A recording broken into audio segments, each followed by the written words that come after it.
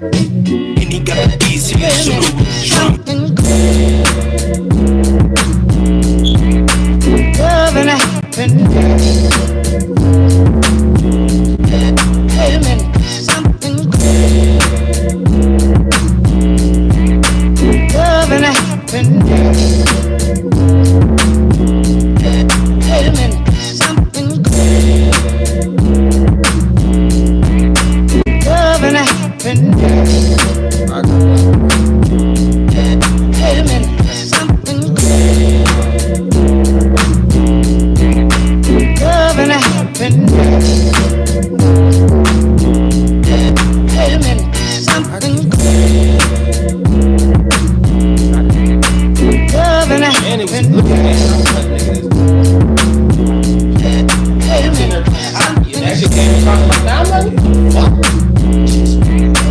love and happen. Wait a minute, something love and happen. Wait a minute, something love and happen. They got to it.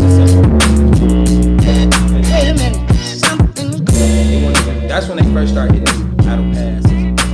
love and happen. They started doing that, and I think it took the fun out of the game.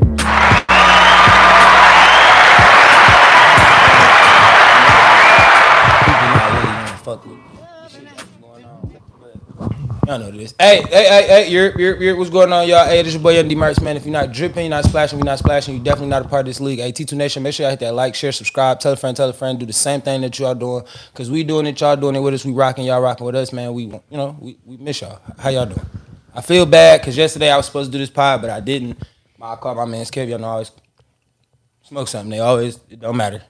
Just like the ultimate collab. I gotta go do their podcast, I guess, eventually. Now I feel like I'm taking advantage of these niggas. But so y'all know the trio. Y'all wanna all introduce yourselves? Because I don't know if they ain't seen Marcus since you were Marcus for a minute. What up, though, y'all? Introduce yourselves if y'all want to. What up, though? AK Mons. It's your boy Raw and this motherfucker. You know what time it is. It's Visionary Mind, man. Y'all know what it is. So it's been good, fellas, man. How y'all boys been? New.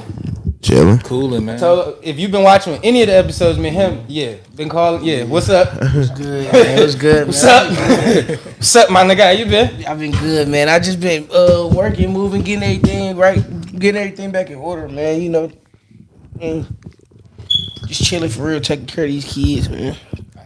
God damn, my Bro? Same thing. I ain't got no kids though. That's the best. I promise you, man. Don't get in this life. This life is terrible. It's fun, but it's terrible. I'm telling you, it's fun, but it's terrible. Especially if you don't get a boy. Yeah, man. Damn. Yeah. No, I don't know. That ain't terrible because she independent. Like she only one, about to be two, but she definitely Typically what men say without boys. Hey, I'm being for real. Like, I'm just talking. This her uncle, this her goddaddy. They'll tell you she She more want to do it by herself. advanced about than she is. She laid No, back for sure. Girls definitely they do shit way That's faster the than thing. boys. The boys you gotta train more. You gotta be, Yeah, you hey, gotta nigga, do don't too do much. this shit. Don't do that. The girls, you tell them a couple times. Yeah, they understand. Eventually. Like they be like, oh, okay. And they get mad at you when you try to help. Like, bro, watch out. I got this. She You in be her like, bag damn, now I to just wanted to- where she like telling me no. I'd be like, no. I'd be like, stop. She'd be like, Say they gotta do what the fuck I want. You don't know what you thought. Other than that, what's been going on? How y'all pod? How's the pod? It's good, man. We just dropped an episode the other day. You know, numbers looking good. You know, a lot of interaction though. A lot of different action from different type of people. Like even people who don't smoke or just like they can find like the comedic part of it or like. I think that's the benefit of the pod. Though. Yeah. I mean, you need that. Even though, like, I don't never want nobody, like, when we do ours, I don't be wanting people to look at it like, all y'all do is smoke and drink. No. That's just what make everybody comfortable. Yeah, facts. I want you to be, if you come on here and you can drink water for 2 hours and sit here and just talk and be comfortable, be able to articulate yourself, you don't have to do it. But some people get in front of these cameras and then they get the lights on them and they be like, Well, I only walked to the corner store my whole life. But see, nigga, what? See, the good part about it though is like me and Marcus' podcast lineage kind of started together. So it was more so like my older cousin had a pod and I was behind the scenes on that. And once bro was like, I want a pod, we kind of used a pod to kind of like Launch ourselves, but still kind of keep it, you know, Authentic. Cause how little bro get apart? What I really this really not an interview for y'all, but I do want to know how y'all all came together. So I never asked that question. So how little bro became my part.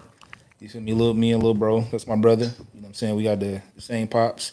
You know what I'm saying? He been smoking and been, you know, same type of way, same type of vibe me and Marcus been on. He be on, and he was like, you know, once I get my schedule right, you know, I want to be a part of the pod. And just so happened last year, you know what I'm saying, his schedule freed up, you know what I'm saying, he, you know, was like, hey, it's time, man. That's really what it was. I mean, Brody, your best experience on the pod so far. Cause y'all got Blue on y'all pod. Now listen to that Jamie Foxx shit he said, bro. Tell Blue me and him got something to talk about. Cause if he disrespect Jamie Foxx again, like we don't do no Jamie Foxx slander at all. What? My first time meeting Blue was the last episode. I do want to get to your point, but you met him before. No, I'm saying like really getting a chance to have that conversation. Yeah. When I went back and when he told me about that clip and I went and looked, I was like, okay, if I would have knew this then, what I know now, me and him would have had a whole different conversation. Because first of all, you tripping, Why the fuck bro. is my eye? You tripping, bro. Do you not know how gifted he did That's say that what like I'm it ain't got saying. nothing to do with his talent, Yeah, nothing to do with it. But that's hate, in my opinion. If you feel like this don't got nothing to do with you ain't never seen nothing like musically. But if you watch the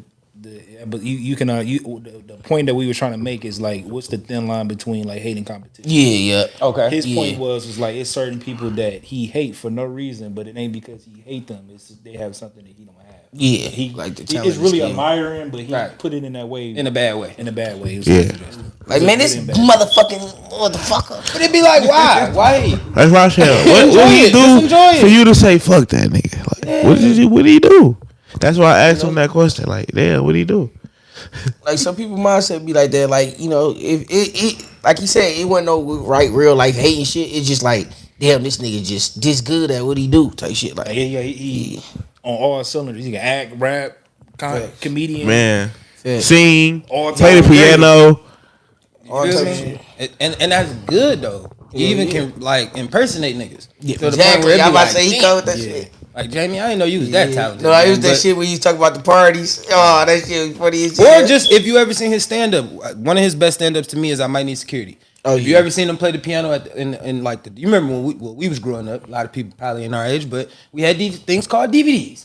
And if you watch the deleted scenes from the DVDs, they used to have extra stuff on it. And Jamie Foxx was just on there. He showed his art, like he showed how musically inclined he was. Yeah. Being able to take people's songs, recreate them, even if it's just how he got girls, and just little shit, just make it jokey inside of still being talented and showing you his art, like his art, whatever.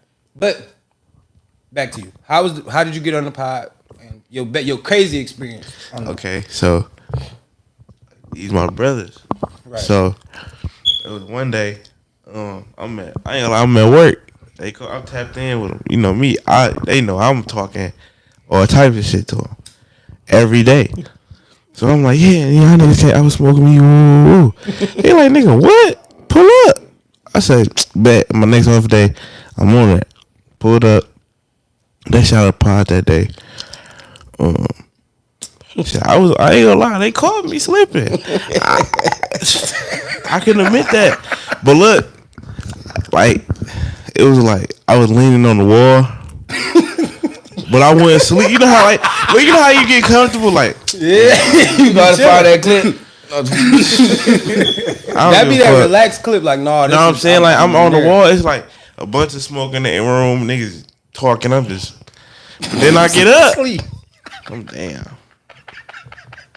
2 days later. Conversations. 2 days later. We peeped his ass already, nigga. I'm tapped cuz like I tapped him like, hey. Marcus was recording. I was like, dang, I don't know how little bro gonna feel if I Look, put right. clip out. Like, I'm So like, then our uncle was like, nigga, put that shit out there. for sure. Clipped it up, that nigga went viral. No cap. So then I'm like, Make it all fun right. though. It's the So most. then I'm like, all right, we gonna do this, and then I'm like, all right. Then last year, like you said, my schedule freed up. We ended up doing a pod like by ourselves, just us three. And, you know, I feel like it went up. You feel me? Because it was our first live pod in a minute, and we did like 140. So Check, That ain't bad. That ain't bad. You feel That ain't me? bad at all. he got a not to cut you off, but he had a clip that went super viral on our YouTube and on TikTok where we was all debating about Charleston White. And Marcus was like, We're gonna talk about it. Marcus was like, he don't fuck with him at all. I was trying to be the diplomatic. I was trying to be the diplomatic one at all. Like he do real shit, but he did some hoe shit at all. But he was pro Charleston, and everybody in the comments, you look on the YouTube clip, everybody like whoever he is, he right. Like, the whole comment section. because I was just saying like I got a fucking granddaddy, bro. Like my granddaddy, I ain't gonna say I'm not gonna never compare my granddaddy to Charles White, but I'm saying like I know what he mean. His like, mindset. if like you did some foul shit, he gonna tell you did some foul shit. Facts.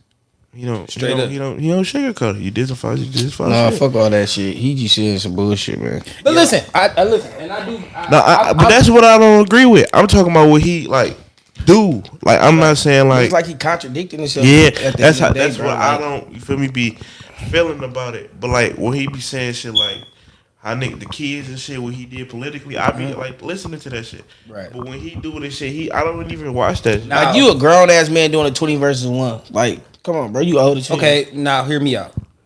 We also have to understand I can separate content from me actually having a message. But how are you gonna hear the message if I don't do the bullshit?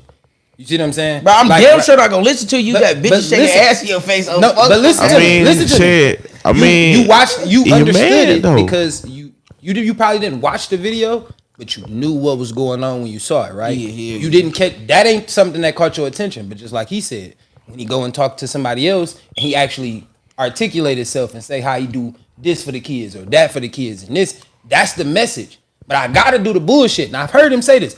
I gotta create this character and do the bullshit just to even get y'all eyes over here. For sure. Now that I got your attention, let me give y'all some gems. But before you A lot of leave, niggas say they do let that me do shit. some more bullshit so you don't leave. Yeah. And you keep paying attention to me. Because to me personally, him just saying like, fuck King Von and all them, y'all parents and that. That was his biggest point. You feel me? Like, that's cool. I get it. Because, all right, and this is where I stand when it comes to the Diddy thing. Like, we can go all over the place with this. Like, people look at Diddy as a monster, right? But they don't look at my mans down the block who they know just beat up they homegirl the same way. Facts. Or a nigga, the nigga in the. Do you get what I'm saying? I see that face, little bro, bro. but do you get what I'm saying? Yeah. Like, you know for a fact, a girl, Be getting her ass beat. not her personally, that then went and saved her homegirl who be getting her ass drugged. For sure. Facts, For sure. facts, facts. Went and rescued her. Like, sure. I'm gonna get you up out of here, my For mama. sure. But she ain't running out that house with no bags in her hand. No cap. She running for her life. No cap. So you know that. But for y'all to look at Diddy and be like, oh, he a monster. Like, okay, he is. I'm not saying he's not wrong, but we've seen this before. You feel me? That is called selective outrage. Facts. Don't use your selective outrage when it's beneficial to you. Keep it fair. You feel me? Same thing when it comes to people saying Drake is a pedophile. Well, let's talk about the pedophilia things that y'all do. The P word, whatever y'all want to do. YouTube don't cancel us. I'm just trying to be educational.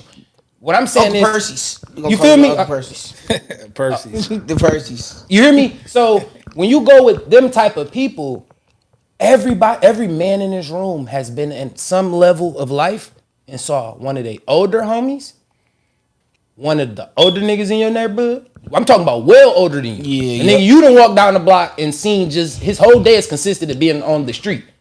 Facts. Him come pick up a girl that you knew was in the 9th or in 10th 8th, grade. 7th. You feel any grade. He got a car. Niggas is wrong. Why are you picking up this 9th grader? And y'all not related. It was a lot of that. You see what I'm saying? That's pedophile. Marcus will tell you, like, My middle school for sure, and a little bit of his middle school. Definitely my Niggas middle from school. Vinny and niggas from Southeastern would literally fight you over the girls. No faking. Them niggas used to come up there and want to throw them bitches for sure. And you be like, nigga, I got caught up in that shit. she's younger than you, bro. Hell bro, no. like, bro, Big she cat is to be literally, like what are that. you buying her at the store? Like, when we go to the store, me and her is buying chips, juices, and ice cream. Nigga, when you go to the store, you buying blunts and condoms. It's a difference, nigga. What are you talking about Yeah, to that me? shit weird. What are you talking about to me? You pulling up to the high school basketball games as fucking my older brothers in the age. I know you, nigga. Why you bring this owl sign to this fucking middle school game? Why are you crispy dressed like you going to the club to come to a middle school game? Man, what? You a senior in high school. Like, this don't make it, it's not registering. But I know you niggas. So yes, Diddy is a monster. Say that again. Anybody that ever did anything to a child is a monster. Say that again. Now, let's not act like we advocating, but we know. You feel me? How much are you willing to turn that person in, though? Are you willing to go turn that person in that you know doing that right now? See, that's what's wrong with our communities, though. Our community's not looking to feed off into that shit. They'd rather, like you said, a celebrity, bash his ass, but John from down the street, freaky ass. You just got smacked. Fuck two of your cousins, and you know for facts, nigga, that he didn't slid, and you ain't say shit. You ain't beat his ass. Ain't none of y'all niggas go down there and check the nigga. Rob his You ass. didn't throw a shoe at that nigga when he walked past. You didn't even throw a shoe at that nigga when he walked past. You ain't. He smacked the shit out your cousin. She done called you and everything. Yup. What are you talking about, to me, Stuff bro? on her shit, and then it'd be crazy because it'd be like if you want to do something, but the women too. The women be That's oh no, selective that's outrage. my man. I love you. Or they call She's you. stupid. They call us. Let's just say we all out. They call us like shit. Oh, we slide. Just like he said his daughter called. Let's just use. I'm not trying to be, but he used his daughter. Y'all, goddaddy. What? Nigga, my niece. What? Nigga, what happened? Yeah. I'm on my way.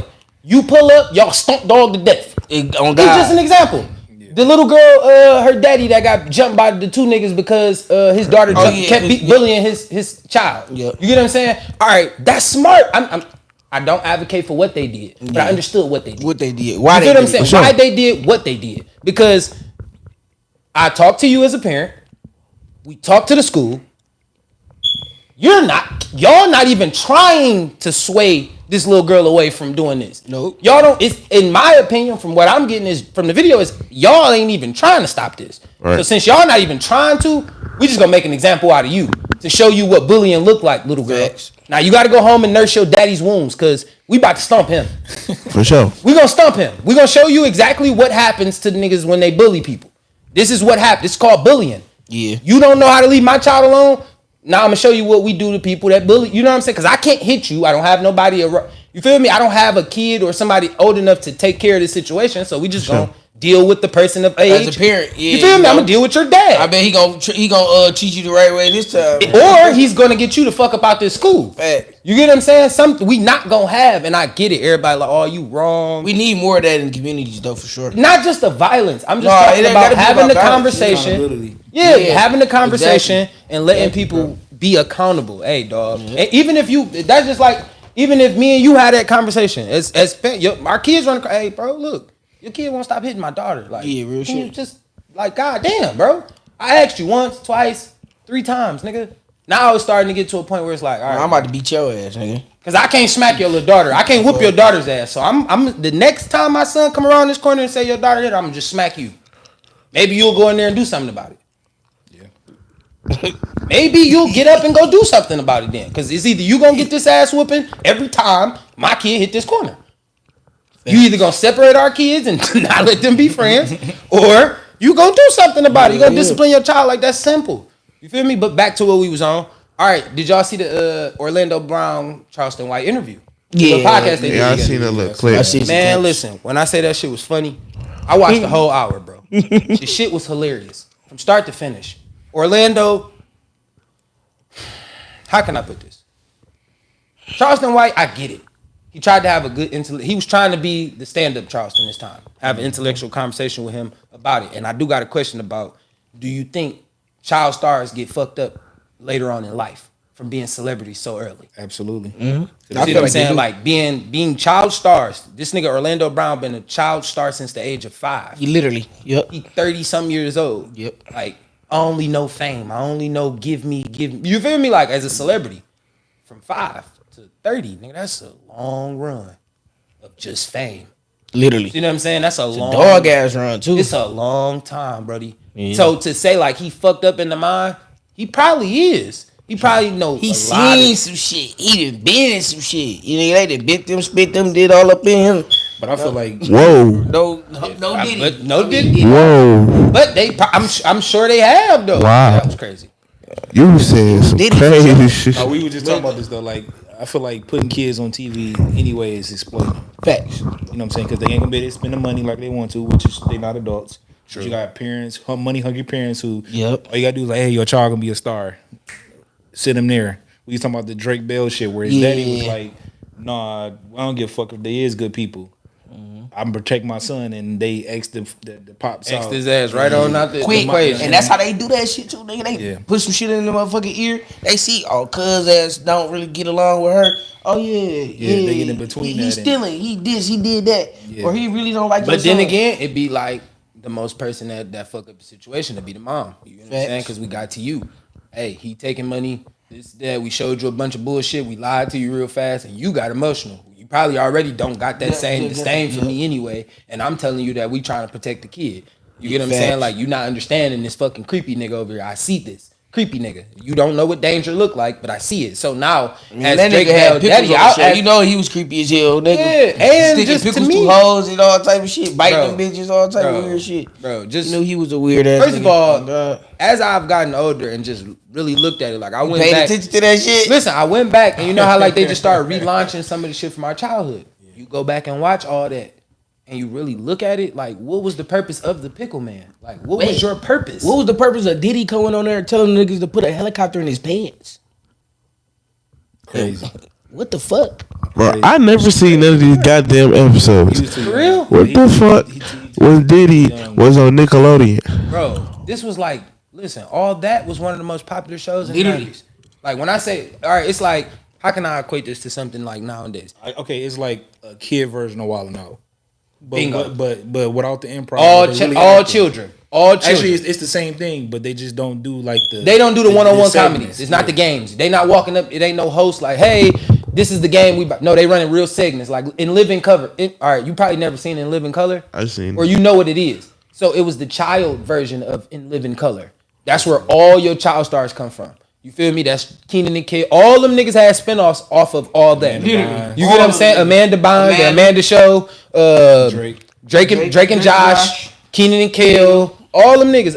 It's a couple other niggas that had some shows off that TV show alone. They had main roles on shows. But in reality, we were missing the message that they was really putting out there. You feel me? It was like cool for niggas to be behind the scenes or backstage with these kids, and they like, oh, Diddy's here, and Diddy say some wild ass shit. Not allegedly. I'm just saying I'm just using Diddy as an example, but it's like a celebrity that'll show up on the show.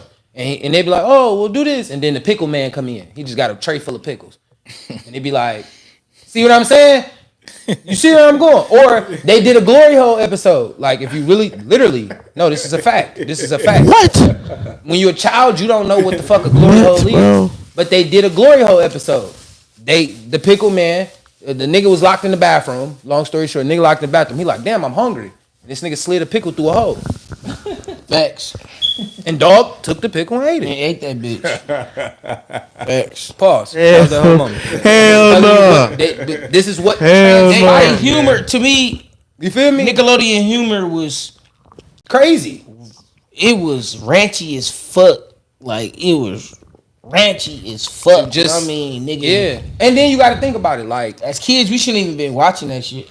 you got. I ain't see it. Listen, you got to think lot of about this like shit, some of the shit. Like they'll just have like a lotion episode, and then it'll just be out of Or a random feet episode. Listen, it'd be random. It'll just be like, and the lotion just smack you dead in the face. What is that? What was the Nickelodeon? What are you trying to cartoon insinuate? Where See what I'm saying? The foot fetish. 7 Cat.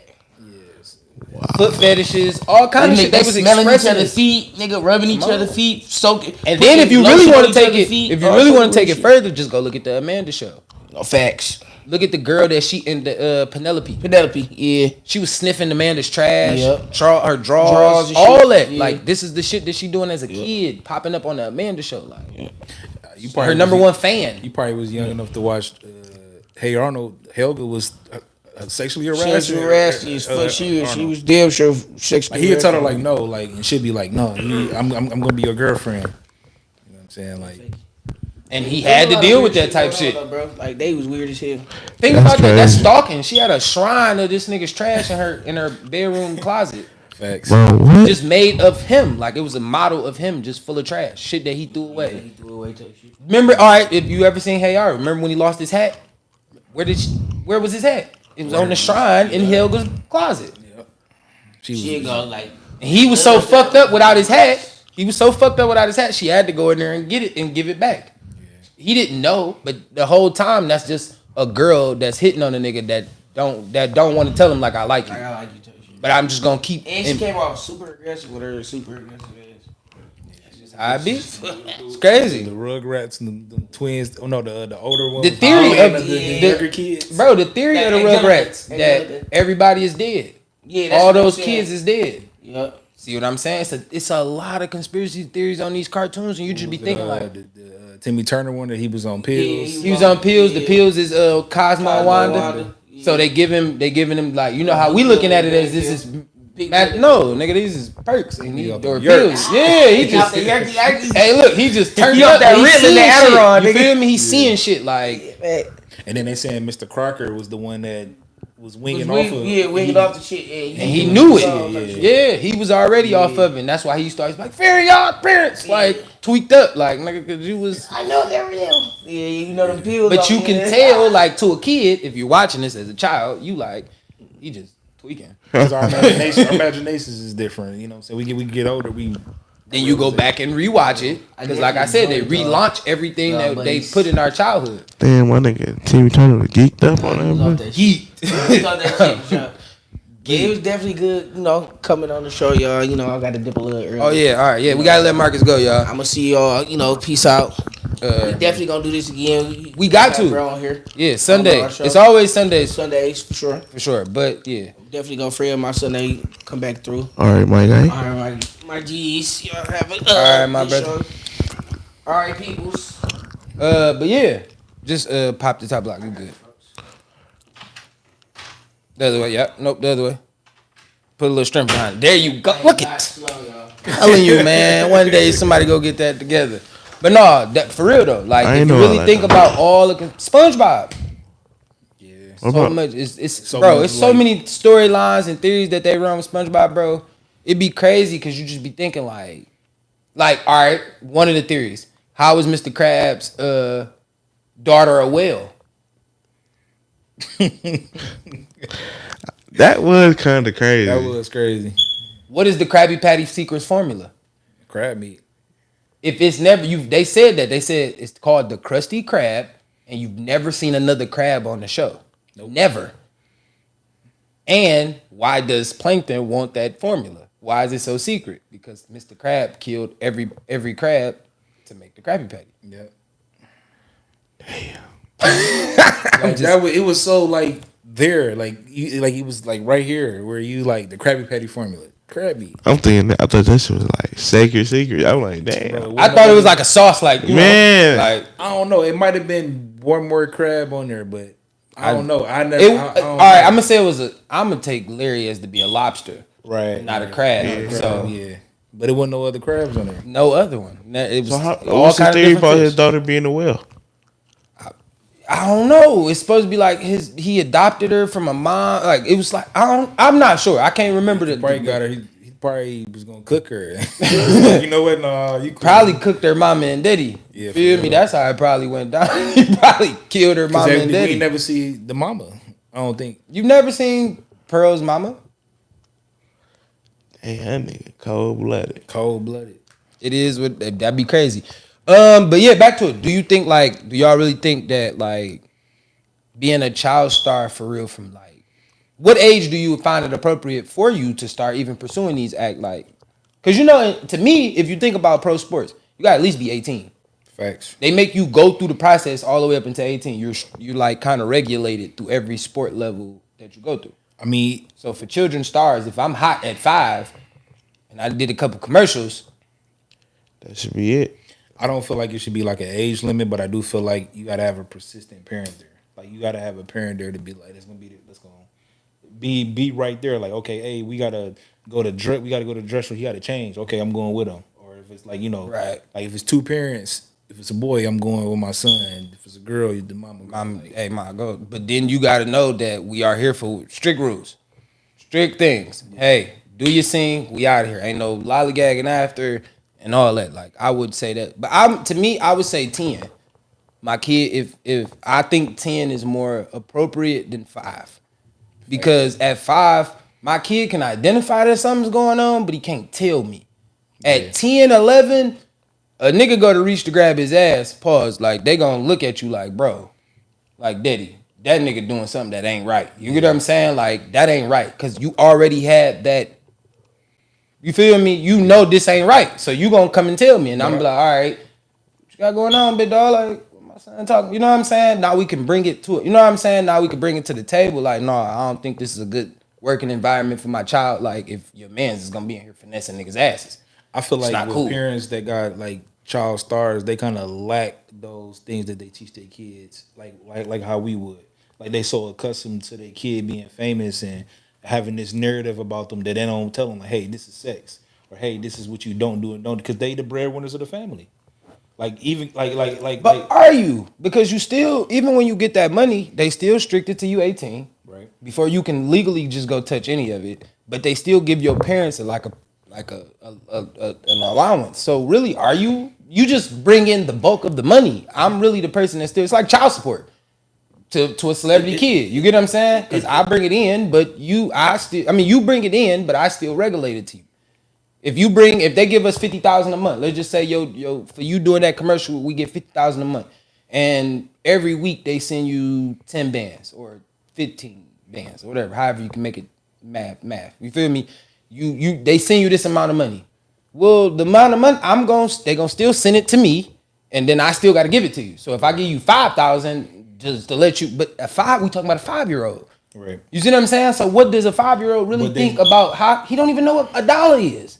Fuck 5,000 of them. But they still the breadwinners though, because they have the what is that conservatorship or something like Yeah. that. They still the parents have the power of attorney. So they still get all the money, Right. But they just delegate how much You can spend until they turn 18. Right. If that is what the situation is. Because it depends on. Because some parents just give their kids the money. Some kids, That was like Wayne. right. Like Wayne said, he said his first check he got with cash money, he gave it to his mom gave it back. Right. And I was thinking like, that's kind of interesting. You feel me? It's kind of interesting. I feel like you should be 18 Why? because you old enough to understand what's going on for yourself. But you still gonna get manipulated by that Hollywood construct. Like you still fall. No matter what age, this motherfuckers that's grown that don't get paid what they supposed to get paid being an actor. And they did some wild shit just to be an actor. They've done some wild, crazy shit. Like, all right, just to speak on another child actor, even with the Orlando Brown, like, let's talk about Kel Mitchell. You feel me? That's the nigga off Kenan and Kel. He was the second star on Kenan and Kel. Okay. Kel Mitchell. All right, he did the Club Shay Shay interview. Right. With the wife comment. You feel me? And then his wife and daughter come out and shoot down what he just said. Like, so you as a child star, because that's what you were. He was a little older than, I'm going to say 5 or 6. Like, he probably was like in his 13. He was a teenager when he probably got to the show. Yeah, once he kind of blew Yeah, up. once he got his fame. You get what I'm saying? So the question is, one, would you stay with your wife? Because his comment was, I stayed with my wife after I knew she got pregnant and it wasn't by me. Crazy. Would you do that? And then 2, his wife came out and kind of shot that shit down like, bro, what are you talking about? That never happened. His daughter even came out like, nigga, my mom ain't never been pregnant by another nigga. Why y'all was like, what are you talking about, bro? Like, His daughter really ain't got no place to say that, because there's a lot of grown shit our parents go through that we'll never know. We might have secondhand see it like, oh, but you don't think at like a certain age, you like, I'm just saying at a certain age, you'll walk up to your mom, like, especially to hear your dad say something like that and be like, hey, mom, the cat is out the bag. Did you do that? Like, you did that? And then she'd be like, nigga, I don't even know. Come on, bro. Like, it's just about the parent that you trust the most. I mean, if you like, depending on your situation, if your pops ain't never lied to you, and he'd be like, hey, this is this, and your mama would be like, this is that. You gotta pick a side. You gotta see what's the truth. I think Most somebody kids- else would know though in the family. Like somebody else gotta know this answer. But who? I mean, yeah, but Somebody gotta know this answer. And what age are you telling me that I was when my mom was supposed to be walking around pregnant? Am I a baby? You see what I'm saying? Like, was I a child? Like, I would, even as a 6, 7-year-old, you're gonna remember my mom being fucking pregnant. right. You see what I'm saying? Like, you can't hide that part of it. Like, no, mama's having a baby, or mama's pregnant to have a baby, or whatever happened to the baby. I don't know. But then again, where's the child? But you wouldn't know the intricacies of, because he said he knew it wasn't his if they wasn't fucking. And that's crazy. To one, why would you ever even? My question to y'all: why would you go out there and offer that information for no reason? Because he probably seen the smear campaign coming along, because like these celebrities be knowing what's gonna happen before it happened. Like the outrage or different shit. Like Diddy knew, or whoever these celebrities are. Only reason I'm not always giving know. Diddy a pass is because Dog came out and said that everything was fake. Diddy, you knew you kicked that girl. You knew you kicked that girl's ass. You knew that, bro. Like, But I ain't saying you got to come out and slander yourself and be like, "Oh, I beat her up. My bad." Woo, like, but nigga, just don't say nothing. It's a cool time to just not say nothing. No. It's okay. And his son trolling. And we will listen. If you don't understand, I don't know your real name. Is King Combs? Is King Combs his real name? Christian. Like Christian. Okay, hey buddy, let me explain something to you, right? If you don't know anything about this black culture that we have, this community, these people, they're living to do something that you told them not to do. You told a nigga not to say no Diddy around you, or it's gonna go up. Bro, they got a competition out here called Power Slap. You think niggas give a fuck about saying no Diddy around you, bro? hell no. I'm just being honest, bro. It's gonna be. You opened up a door for niggas to test your gangster. Facts. Now, gangster, when this happens, what do? You think somebody gonna hold you back? You think it's like gonna stop? They They know you're not street. They know you grew up. and you don't think that they gonna try it when they just did this exact same thing to Drake? They told Drake, they called him BBL Drizzy as he was getting in his car. Like, They will do it. Okay. you don't think TMZ will pay somebody to just go and record them saying no Diddy to you walking out of a building? When they showed that Diddy video when he was walking down by his crib, I thought the nigga was gonna say no Diddy just on some trolling shit. Cause what the fuck you gonna do now? You gonna hit me? Now you got 2 videos out, nigga. And it's somebody somewhere like, I'm ready to get paid for you to try me. Like, as soon as you swing, I'm gonna go down and I'm gonna sue you and your daddy for all y'all money again. Like, so now you got to deal with me and a part of the lawsuit, and you still got to deal with everything that's going on. And it's gonna be continuously lawsuit after lawsuit because everybody's gonna try this no Diddy line. But do you feel like being that famous and having to go through that is fair? Yes, Why you feel like that? you get paid to deal with it. How? You get paid to deal with it. That shit bold. No, listen. It's billionaires you've never seen in your life. For sure. You get paid to deal with it. You chose the entertainment business. You chose that. Yeah. You could have went and been a doctor and became the most famous doctor in the world. And nobody would know your name. Besides the people that need to know your name. You see what I'm saying? You chose this business and it made you rich and famous. So you have to deal with comes with this business. You think you think doctors want to walk down the hallway and be like, I couldn't save your loved one? Hell no. I get paid the big bucks to go down here and do this. I have to go down here and say these. He died in surgery. Sorry. I have to listen to you call me all out my name. You don't think my feelings is hurt? I tried to really truly save somebody and I couldn't. I'm just saying, like, you know what I'm saying? So, like, yeah, you get paid the big bucks to break the news. Yeah. Like, you have to do it. You have to go through. This is what you wanted. Even if, like, we do this pod, you're gonna be walking somewhere. You might have said something about somebody. Just look at these coats of fans that these people have. You get what I'm saying? You might say, all right, we use blue. What if Jamie Foxx got a little small? They call it the foxhole or something. Fox people, whatever.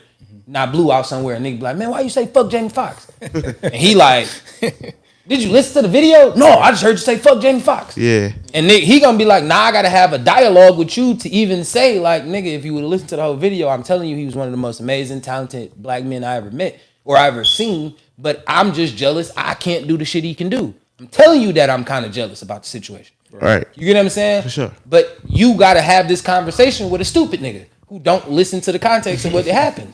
Like, you just heard that I said, fuck him. Yeah. No, listen to the context, stupid. You know what I'm saying? And that's why I feel like, going back to Kill, like, the context was unneeded. Right. It was unneeded. But they be knowing that they like Even with the smear, let it happen. Let that happen. Let it happen. Then you defend yourself because now you don't look so crazy. Because if somebody gonna have a smear campaign for you, it's gonna happen. So did he talk about what happened to the baby? No. Because Shannon was just as confused as all of us. Like, huh? Wait, what? You did what? He was like, yeah. I think it's just that show with And then, Shannon Sharp. yeah, I was about to say, Like, why people did go they in turn there him? and disexpose? What is and say the shit Ellen that they- version of that? Like, why everybody want to go in there and be the Black Ellens? Like, why is they making Shannon show so emotional? It wasn't Because- even supposed to be like that. Nah, it wasn't even supposed to be like that. But it's just a narrative, like especially like with the comics and people like actors, they go in there, they say who they don't like kind of Cat and kind of like Cat opened that door. Cat went through the door.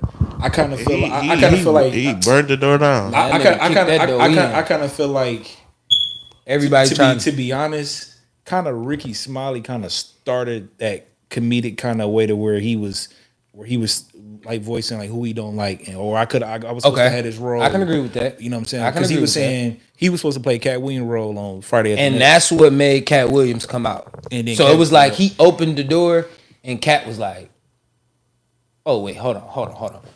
Move out the way, big dog. Let me come to and it seemed like everything after that, everybody has been going on there. Like the girl who says she diagnosed herself with diagnosed herself with autism. It was like, what are you talking about? Like, how did you do that? How? Please explain. I'm here for this. How did you do that? And Shannon, I'm gonna say this. Shannon makes it no better because it's like, as an interviewer, right? You should be prepared for any stupid thing somebody say.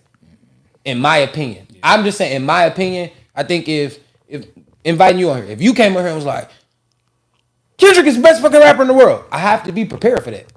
I have to. Even if it catch me off guard, I gotta just be like, oh shit, hold on. He said what? Wait, why? You get what I'm saying? Let me catch my balance and figure out why you said that. Give you some more time to give some context on that, and then I can hear this and we can have the conversation now. But it'd be like Shannon be so shocked at it. I don't think it's that because he kind of can adjust to that. It's the rebuttals. It's He don't know how to stop. Yeah, it's like it's like the cue card say, go again. Yeah. Say it again. Like, it'd be like, no. Don't let that cue card take this to another. No. In this here, or ask the question to make her explain or make the guest explain what they're saying. Yeah. Because that don't make sense. So to say that you personally diagnosed yourself with this real thing is crazy.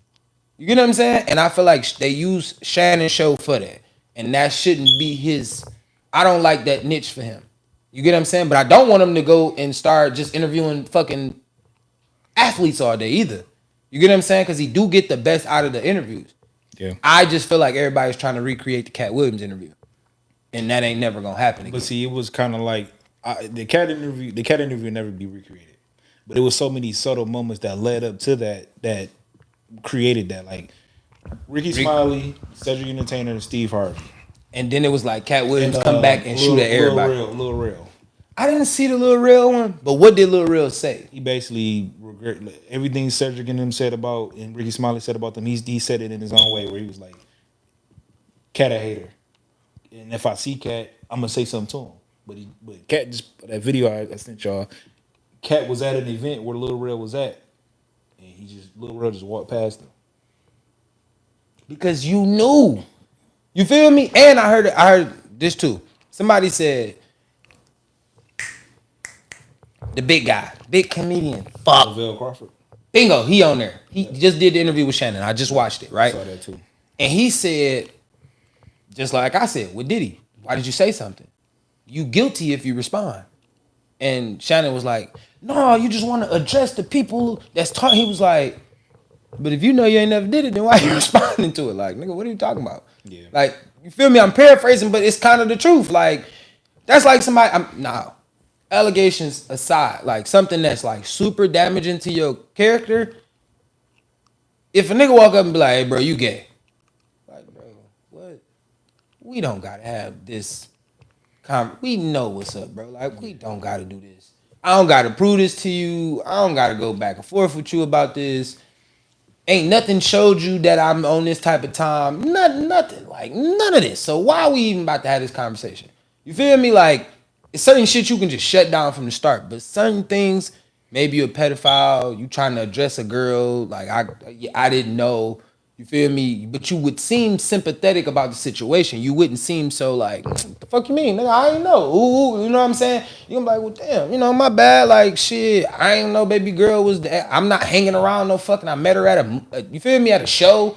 You feel me? All right, so just for example, like the Drake shit with the girl on stage. Like, she was 17, Drake was like 20 something. Right. He kissed her and she said it like on stage that she was young or whatever, and everybody was killing Drake over it, right? Yep. Well, Drake didn't go in the crowd and pick that girl by himself. Like, he didn't pick her. Somebody else picked her. And she said it too as she got older. When, you know, the clip surfaced, she was like, he didn't know how old I was until I got on stage. And he asked me. You know what I'm saying? But it's what he said after that caused the outrage. And I get it. I totally get it. But in certain states, 17 is legal. Yeah, but we just talked about this. Yeah, but I feel like it's just like the narrative of like different generations. Because I mean, let's keep it a buck, bro. We got grandparents, great grandparents who got married young. Their ages don't line. Yeah, they on like he was 21, she was 17, or your granddad was 18, and your grandma was 13. Push like your age. What? Like, grandma, how you get that done? And they be like, it's just whatever this, you know, people, it's not socially acceptable now. Like, if you like right now, if you seen somebody, a girl that was 17 dating a nigga that's like your age, like, we'll look at it like crazy as fuck. But would you? Would you? Because if that's the case, then we should look at Drea, Jalen Green and crazy. You see what I'm saying? But Jalen Green is like 24. And now let's talk about this, right? Okay. All right. I'm glad that you kind of said that, right? Because you have a daughter. Right? You as a man. Mm-hmm. Take a girlfriend out of the situation. Let's talk about it. You get older, your daughter's 24. Yep. Would you date and have a baby with one of her friends? Or a girl her age? Nope. What's the difference? Dre's oldest child is the exact same age as this dude he just had a baby with. Crazy. Money hungry. But listen, I get the money situation side of things for her, but we do got to stop and think that niggas like Jalen Green probably been lusting over that girl his whole life. Yeah, true. You see what I'm saying? True that. That's same for women though. Even when you get the opportunity with a celebrity man, and you might be younger, like girls lust over Drake every day just to even say hi. Right. You feel me? So you can't be kind of mad at the interaction, but you can be. It's like I think you just as the older person know what you're doing. They don't. I'm not saying that it's crazy as far as that, but I feel like it's crazy because, like, bro, you know better, bro. Like, facts. Like if you've been lusting over her for that long, you know that she done been in plenty of relationships. She done got slutted out a few times. She been her for 10, 15 years. Facts. Like, you know, bro, like, it's hoes who wouldn't hit now because of what we know. For sure. Why would we do it? Niggas get famous to get some type of money. For sure. Like, you know better. Like, you know what's up. Like, but then even in your know better, right? Horny always outweigh the know better. You get in that room with her. Thank you, horny. Get in that room with her. She naked. She going. Man, it ain't even that. Horny outweighs the know better. Because when you get in the room with her and she just in the room with you, not personally. I'm talking about you go to a party and she there. You like, wait, this bitch here for real now. Hold on. I was talking that gangster shit on the pod, but that's her right there. Right. Like, you see, that ass is ass. And like, I done seen that. Like, I'm just saying. Still look cold from all these years of her being. Put niggas in a room with a fucking Jada Waiter, bro. You can talk as gangster as you want, bro. You can talk as gangster as you want. I get it. But you will fold a little bit, folks. If she, especially don't let her come in there and give you a little rhythm. She pull up on you like, damn, you dripped up. Like, brother, you folding? You hear me? It's nothing. It's like, and I get it. Or in Drewski's standpoint, or in case, Ruby Rose. You looking like that until you see Ruby Rose in person. Everybody feel like that. I feel like that was a stunt. We knew that was publicity. But what I'm saying is, the fact of it is, the imagery in general is still Ruby. Everybody talk all that shit about Ruby Rose. Yeah, she cold. But if you walk into a room with Ruby Rose and she's right there, and she giving you rhythm, nigga, you falling for the trap too. Stop the cap. Yeah, for sure. You gonna walk like nigga. You not about to push Ruby Rose to the side. Now, the horny always outweigh the smart decision. You feel me? But if she got a colder friend, it's the only way. Hell no. I'm telling you, her friend colder, you gon' No Ruby Rose. That's once in a lifetime booty. Whoa, wait. You can hit her friend anytime, but you ain't getting no Ruby Rose. Just off she giving you rhythm. Like, come on now. I'm just saying though, any man you get the hit Ruby Rose. You choose her friend, it's Ruby Rose. But her friend colder though. It's cool that she Ruby Rose. All right, so I'm making you an example, right? Cause that's all you want to smack her for anyway. Don't cancel this, but look at the Tory Lane situation. He was fucking with Meg and then still fucked her other friend. I get it. But niggas gonna all right, so the way that story was presented, I don't know if it's true or not. They said he was fucking her friend first, and then Meg backdoored her friend. For sure. You feel me? But he had allegedly. But you got to think about it. Around that time, like just personality wise, he was going crazy. Maybe not the music, but personality wise, Tory Lanez was probably he was probably the hottest nigga of that year. He was. So you got to think about she was a young artist. I don't think like she might have had one or two hits at the time. She wanted to kind of like. Yeah, that's why when Quarantine Radio came out, she was on that bitch twerking with that nigga. He was on there screaming and yelling like, "Oh, go crazy, go crazy." Yeah, I get it. So, all right, give me your top 5 women in this generation. I seen it, cause you laughing over Ruby Rose. I got hell no. Hey, you said that's Ruby Rose. No, I'm saying like when you say it's every man knows when you use just the name again. When you say bro, but that's I'm saying use the name. I'm saying you said it in a moment. I'm in the moment. Yeah, give me your 5 in the moment. We know Ruby Rose is on the list. No. I'm trying to explain the part you said in the moment. It ain't that. It ain't that. All right, give me your 5 in the moment right now. Ain't no 5 in the moment. It's just all right. Who you folding for? Give me that 5 that you folding. I don't like how you saying it though. Why? It's all right. You talking about folding? I ain't putting me in them as like. I ain't saying no. Wait. All right, let me change it. Not compromising your gangster though.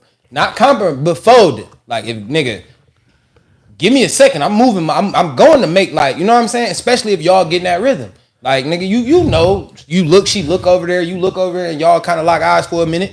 You get what I'm saying? But that person you know what I'm saying? I go first. Lotto. Fold. No. All right, Coiler A. What's with the skinny hoes with you, bro? Like what you mean? Coiler like this big. Oh, she bigger in person. I mean, like, all right, I bigger in person. All right, who you got? You got to throw somebody on the list. I thought it was number 5. No, I'm going on. Okay, go ahead. 1 through 5.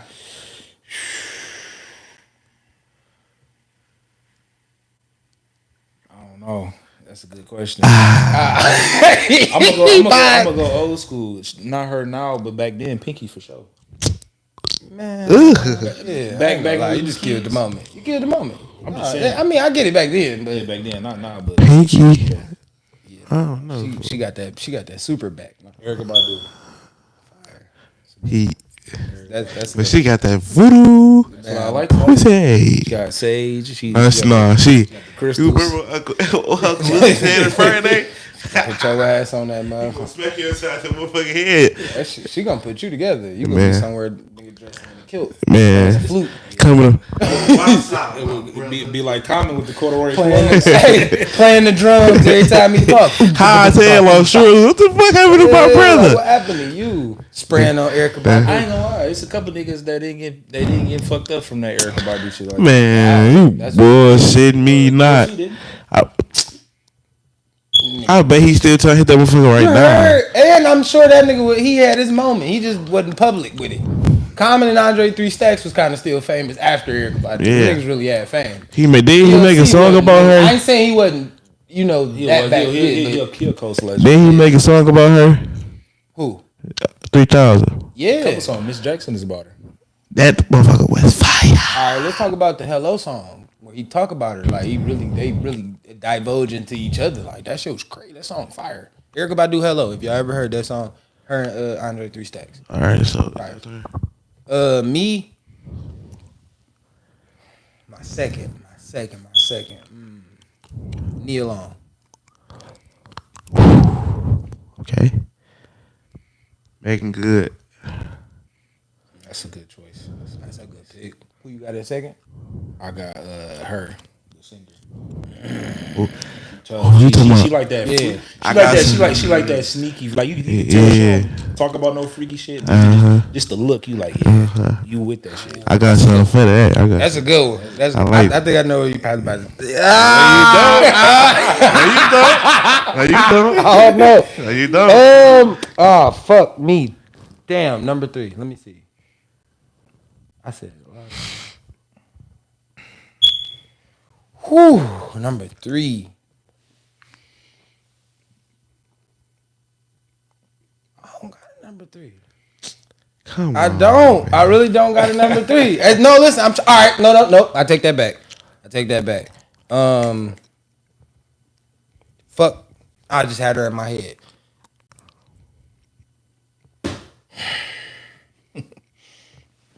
She played for Angel Reese. no, but she could get it too. Nah. She in the NBA, but I mean she in the W. She in the W. Tia Cooper. That yeah. T Cooper got me. She got Tim's. fire. Brown skin. Fire. Big forehead. 4. I go. No, who you got? 3. Cause I got my 4th one. Me too. It's out the box. It's out the box. But I'm gonna say Summer. Summer Walker. I'm going SZA. Damn it. I was already going to listen. SZA, when you see, no, listen. listen. I hate that Sexy Red Rich Baby Daddy song, but have you ever seen SZA twerk to that song? Win. But W. I'm gonna go crazy. W in the switch chat. it up for y'all. Oh, girl from the Jamie Foxx show that he was Fancy? Giselle. That's not bad. She aged pretty well, too. I ain't going to lie. She did. Yeah, that's a good one. I'm at 5. All right, 5th, folded. All right, y'all probably think I'm crazy and I'm probably one of the nastiest human beings in the world. But I'm just going to keep it honest. Her name is Janice Hart, one of the coldest OnlyFans models in the world. Dark skin. I'm talking about I had a high, funny. Was she just on Wicked film? Hey, look though. I had a hot take. Fire. I had a hot take about her on Facebook, and motherfuckers still clowning. I'm still getting notifications. I was like, she just do like regular shit. Like she do. Like it ain't, to me, it ain't as overhyped as people making it seem. Like it's niggas that's literally crash out on Twitter. They be like, listen, if you just DM me this one time, I got Yeah, I'm not cash that. app I'm ready. not that far. No. Yeah, I'm not I that ain't far. saying that. But I'm But saying, I'm gonna say, yeah, yes, I did. Yes, saw SZA twerk. Yes, I did. Yep. I hate that song, but seeing SZA twerk all the way to that song. So look, what I'm gonna say is, for her, like, yeah, not crashing out that far. But I have limits to my crash out. Like, I have to be in that moment. that's a good question. I had one, but I'm not gonna say her. Honorable mention to Miss B Nasty. I can't really think of nobody else that I would like crash out over. It's a couple. Actually, like it's If you know, you know. It's a couple celebrities. If That motherfucker. if we was the same age, I would. You know what I'm saying? But they old. Who? Like Sade. Sade was like my age. I definitely would. All right. I was gonna say Janae, but I ain't gonna say that. Who? Aiko? Aiko. I ain't gonna say that. I think she just need to deal with a real Detroit nigga. That's all I'm Here you saying. go, bro. I was trying to avoid. I'm slander. It ain't no Big Sean slander, bro. We Just gonna tell me why say he that. We gonna say that one. Tell me why Big Sean cool. Go no, give me a fifth, and then we can go to. Fifth.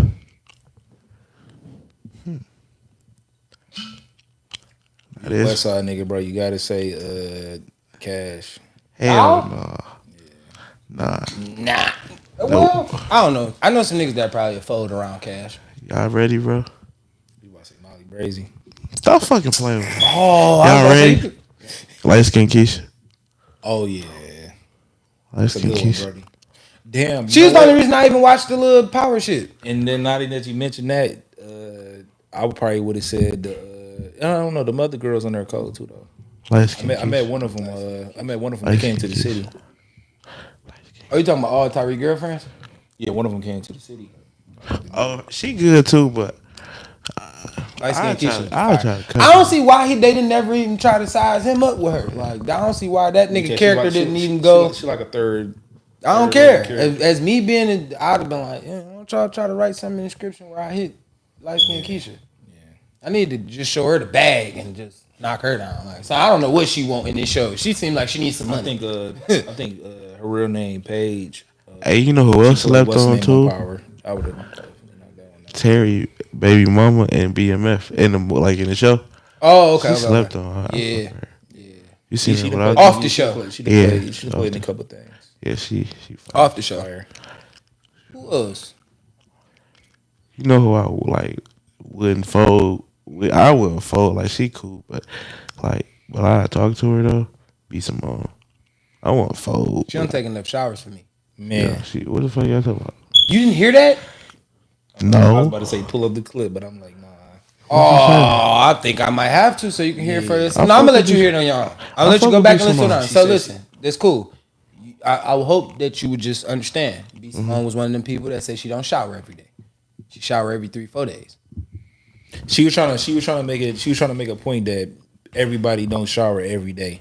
That you might take a shower today, but you might not take one tomorrow and Wednesday. What's that? What's that? She's Hey man. I ain't gonna say what I was gonna say. See it, But, change but that. if you know, you know. I'm not gonna lie. No, listen. And that was so, what changed. No, listen. And that's Vanilla what Scrub. changed it for me with her. Hot And she water. was like super adamant about that. And it was like, damn, you don't? And she was like, yeah. She was like, if I take a shower on Monday, might not take another one till like Wednesday night. I was, whoa, wait, what? She said it in like That's, I ain't gonna lie. said She it probably in ain't got no super like no satire, boyfriend. But it was so believable how she said it that she can't. You at the end, bro, listen.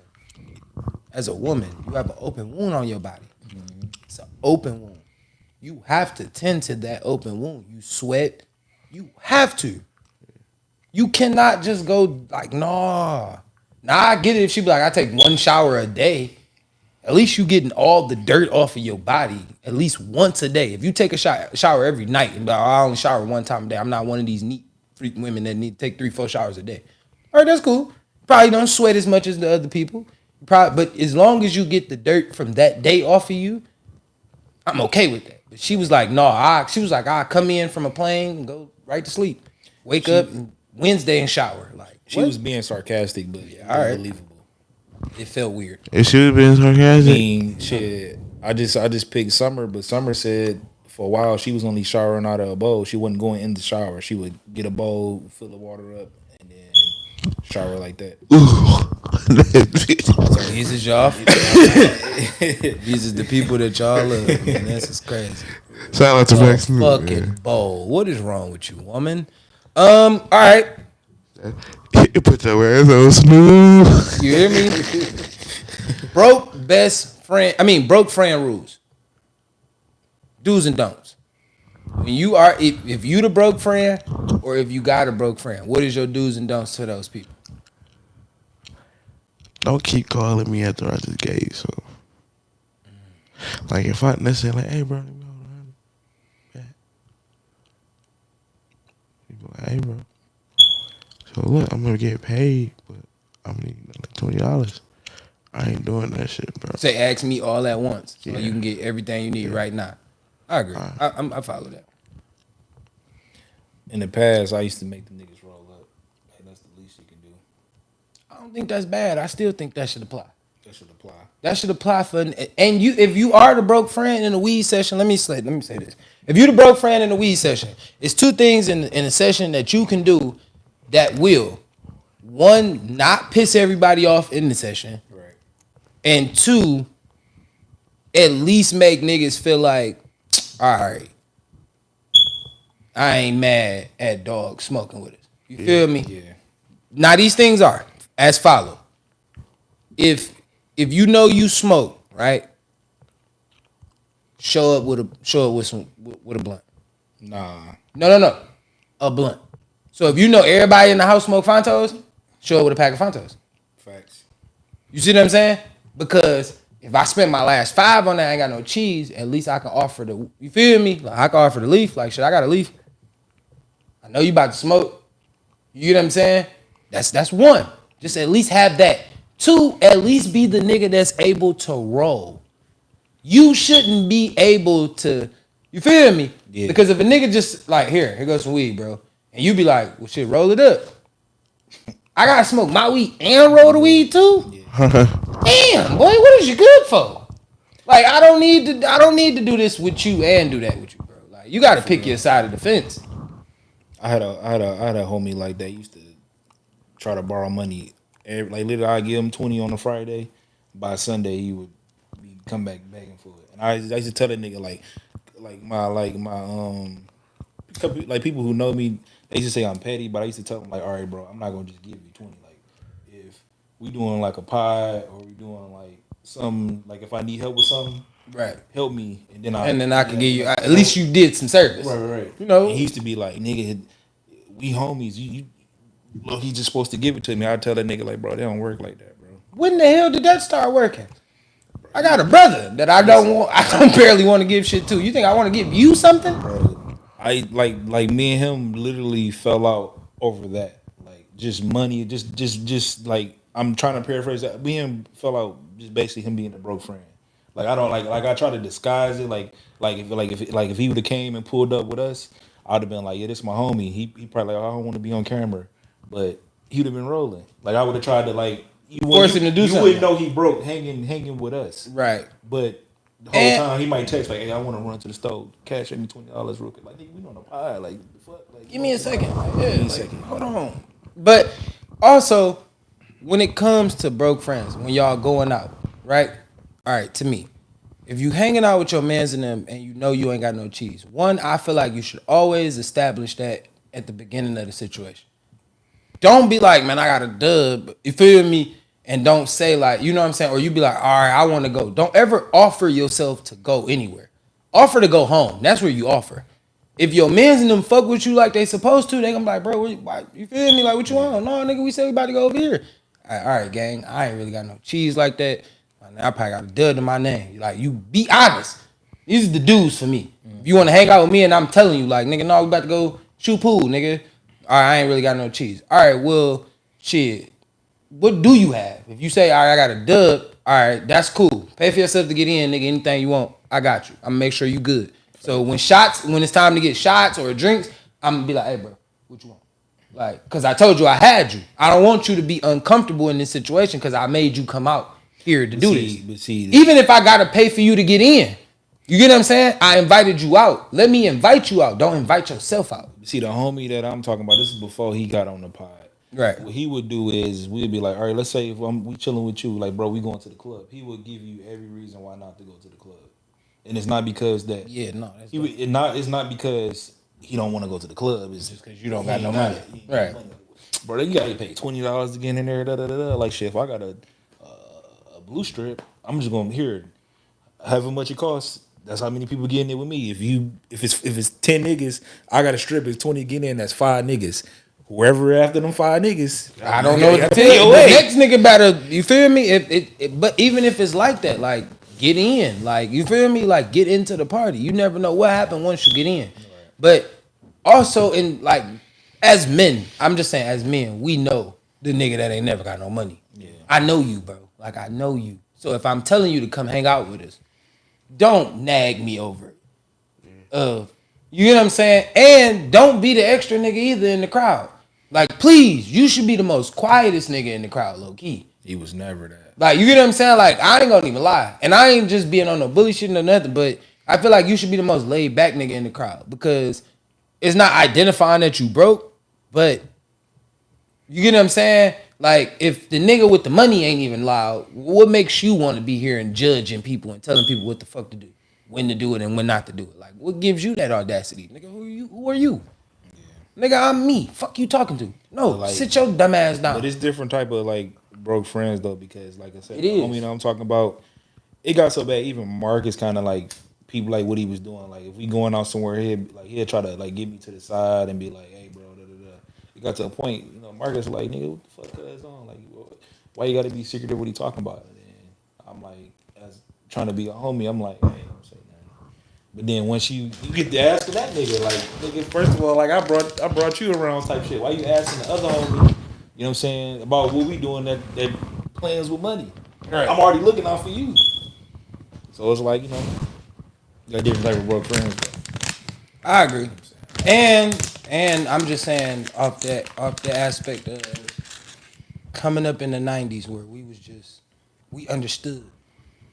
You feel me? It's always about, to me, I always looked at it as, it's always about, I got my homies. If I know I need my mans with me. You know what I'm saying? Like some niggas just, they don't got it right now. But if I got you, you feel me? Like we should have this relationship. If I'm fucked up one week, nigga, and you make sure we good this week, nigga, then I'm gonna make sure you good the next time we pop out. You know what I'm saying? Don't overdo it though. And some niggas that's do. My problem. Yeah, that's some niggas do. Yeah, that's what niggas. That's what Dog did. Like okay, I get it. Like okay, you fucked up. And sometimes it's okay to stay at home. Like nigga, I'm good. I'm at the crib. Like don't be mad at me. You feel me? I'm alright. I can't come out with y'all every day. Like I can't do that. I know you got it or whatever, nigga. I might have something else going on. Let me try to get myself together. But if you invite me out and be like, nah, gang, you coming? Like, nah, nigga, you going with us? Then, all right, bro. But I'm telling you what it is for me to be comfortable about myself out here. Right. Like, you know what I'm saying? Every nigga has a comfort level. True. Nigga, I don't want to be the nigga that don't got no weed in my pocket. So can you buy me a 3-5? Let me get all my shit now before we ever even establish. I don't want to get to the club and be like, hey, bro, let me get a bit of weed. Because now I look like I'm begging. Right. You feel me? If you fuck with me, you gonna make sure, nigga, before we get in here, huh? Yeah. Go 3-5. You got the blunt that you like to smoke, nigga. You want game leaves? I smoke Fonto, so nigga, don't tap me and ask me for a leaf. If you feel me? I hope you got the 5-pack, that 3-5. How many blunts can you get out this 3-5? Even if I give you an extra bit, like nigga, I gave you a 7.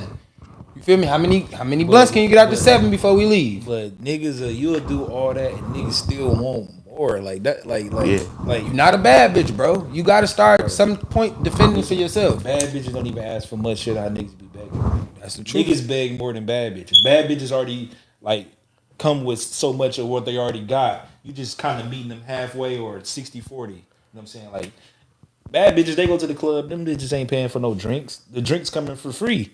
Right. So if you buy her another drink, she just added to her tab. You know what I'm saying? Like at the end of the day, like bad bitches ain't out here just like, oh, I just need this, I need that.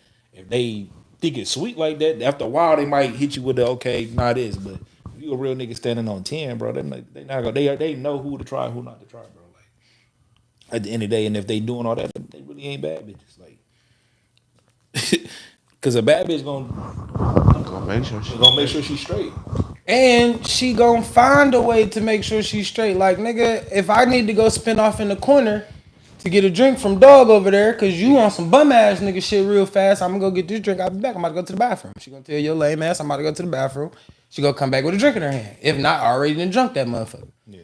You feel me? To come back and stand with your lame ass. You get what I'm saying? Or it's gonna be a competition. Like, niggas gonna see it. Like, they understand their worth. They understand the whole situation. But like I said, with your broke friend, and it's crazy that you call him that, but I understand. Like I just don't like people. Or another don't. If we get in a session, and nigga, and you know you ain't put in, please don't hold the blunt. Please don't let the blunt in. Don't let the blunt get stagnant with you. You should be. You feel me? You should hit the blunt 3 times and get it about your hand. Yeah. No, I ain't saying it like that, but you got to get it about your hand. Don't tell me a story with the blunt in your hand.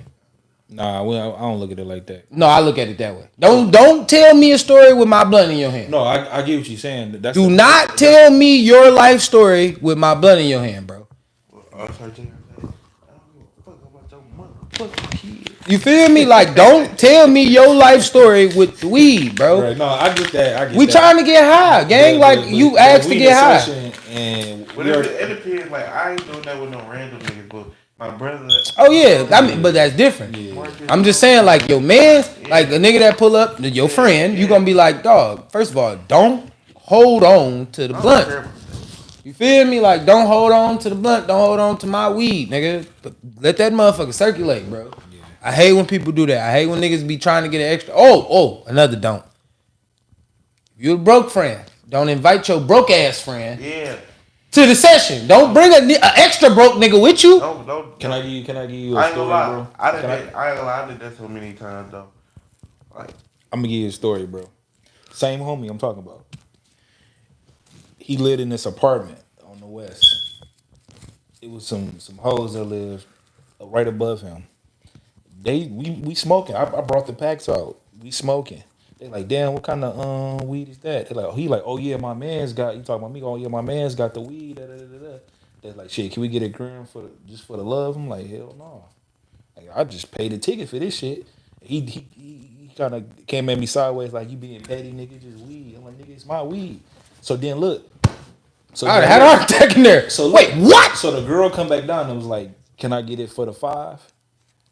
And I'm like, nah.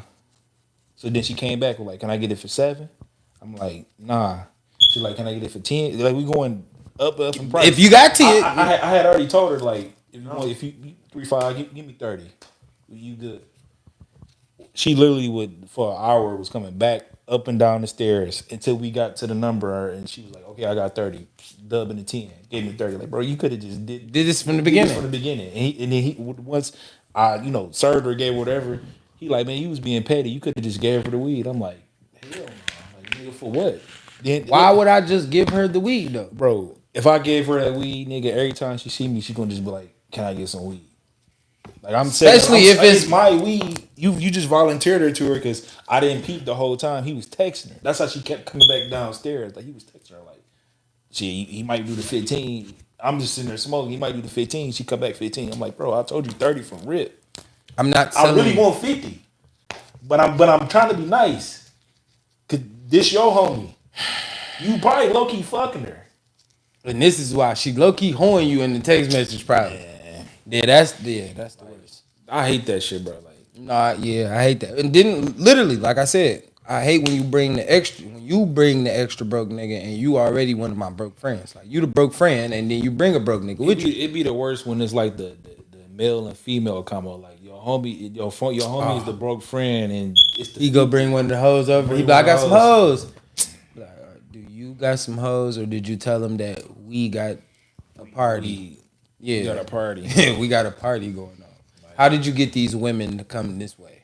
How? What was the instructions? You say directed. I'm talking about him. It be like that. No, listen. I don't knock it if you can get it. Like, all right, listen. 1 or 2 times, it's cool. You good. Not tripping. You made a party. I probably had the essentials to have a party, but I didn't have what you had. You offered the girls. Right. You feel me? If you could bring girls to the party, then all right, then we can have a party. Like, shit, we gonna make it work. You know what I'm saying? You offered something, I offered something. I ain't letting that shit slide only probably once, bro. Because at the end of it, once or twice for sure. Because if it's really, like I said, if it's a real female, she gonna understand the social dynamic. Like, all right, these niggas popping big bottles. We with Dmarks. He got 10 bottles.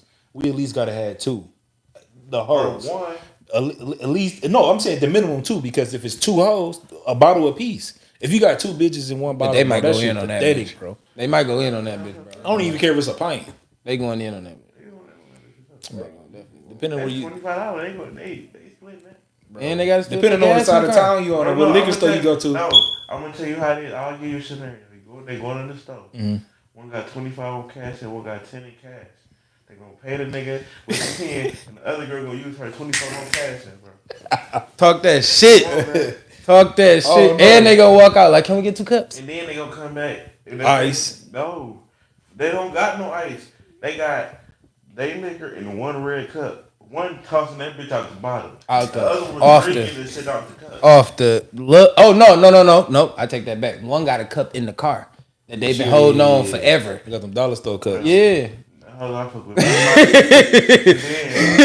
One guy, these the older women, they come with cups of quick. They'll pull out the little what you call them, the little Sterlings. They'll pull them up the Starbucks cup, nigga. They got them bitches on deck, nigga. Put ice in there. That's some everywhere shit.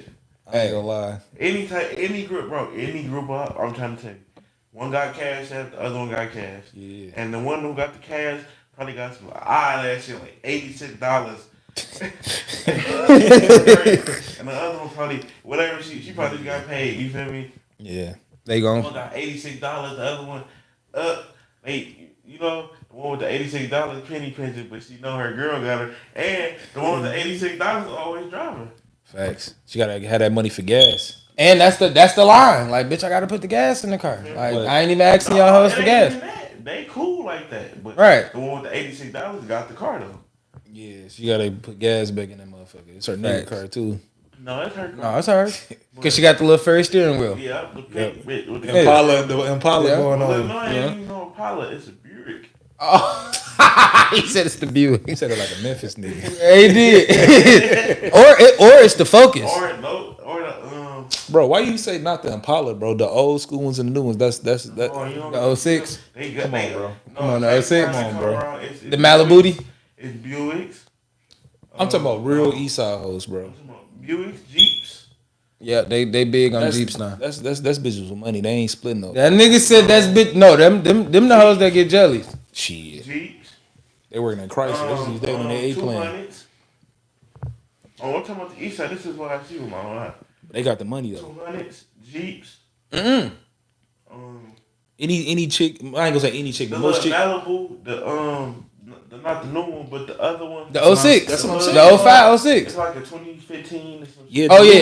You right. Yeah. Yeah. Where the niggas still in the steering wheels out the bitch. Yeah, no, not that one. It's like I think it's a Cruise. The Cruise. Bro, that's the. Oh, okay. I know what you're talking about. Yeah, the now. hood is like an Impala from the back, but it's like a fucking mink in the front. But yeah. I be seeing this shit, bro. No, for real. I be damn, no, that was a bluff. I don't even. Let me get up out of here. If I see some hoes in the truck, I'm running. Them be the most aggressive bitches. It's always the ones in the back seat If I though. see some hoes in the car when they only got like the tire ain't got no rim on that bitch. You And talking it's about the like spare two tire? of them. Oh, the tire ain't got no rim on it. You know how some tires ain't got no rim on it? Yeah, the spare tire. I don't think that's. I'm not saying like spare tire. Fuck it, that's what we gonna call it. But some hoes be having like 2, 3 like rims on the front, and it be like one missing on the back. Oh yeah, I on the get. right side, or feel me? One side got one, and the other two ain't got shit. Yeah. And this be like 3, 4. And I'm like, Yeah, you gotta run. they finna go kill some folks. Crazy. All right. So I was listening to this video. I think I sent you the clip. Yeah, you did. All right. So because we can get ready to wrap. All right. So look, I sent this clip out, and basically it was saying like, and all in all, she asked Dog like, damn, what was it? What would it take? Man, let me just play it. I want it to be true context on what we saying. Hold on, y'all. Give me a second.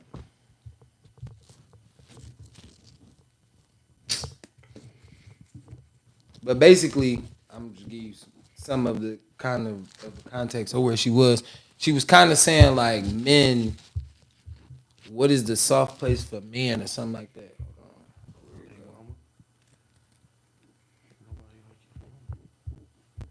All right, bam, here we go. What can a woman do to make a man feel safe?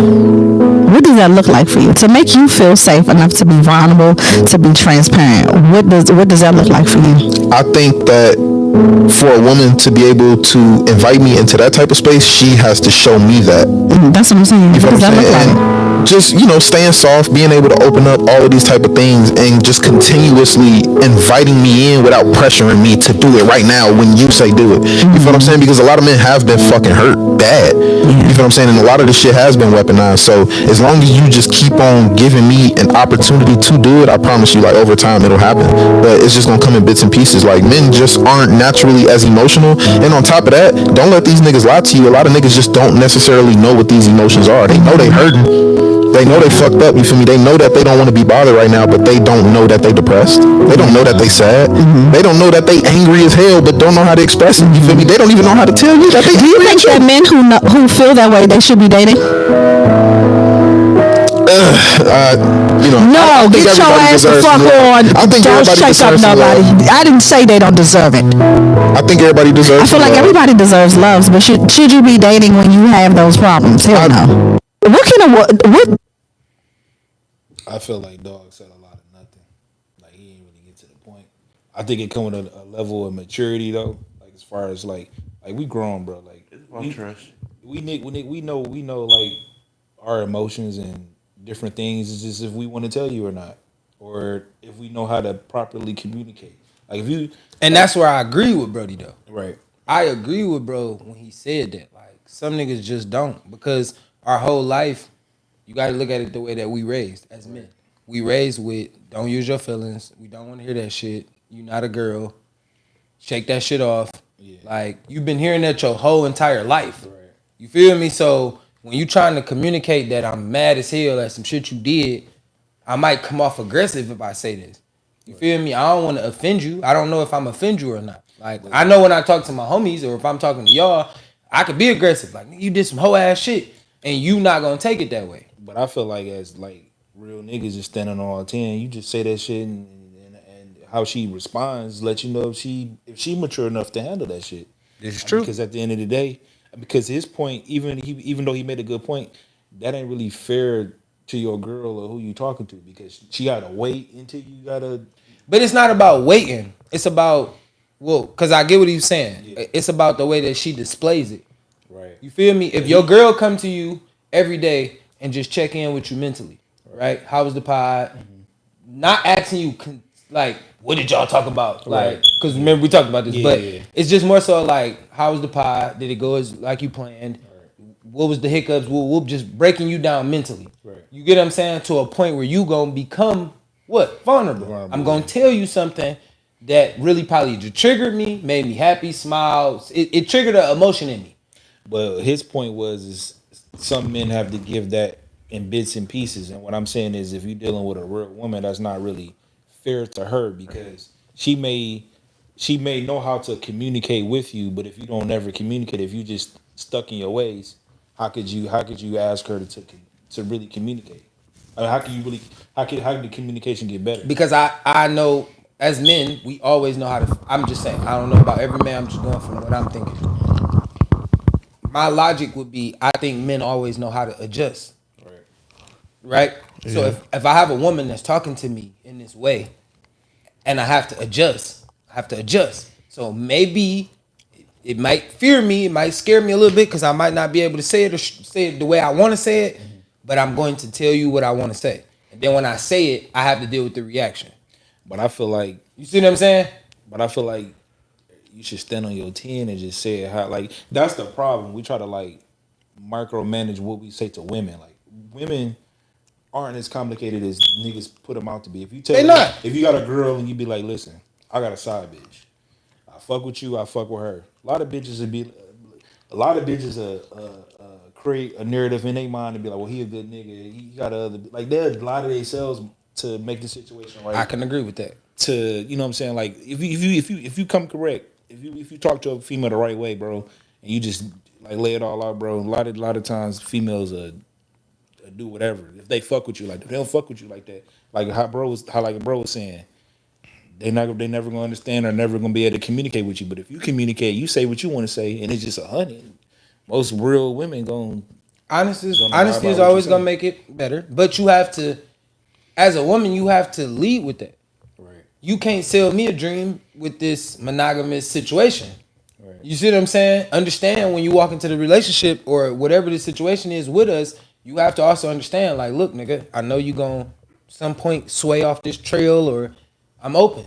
Have that conversation with me. Let's talk. Let's keep this communication like where you mentally. What am I doing wrong?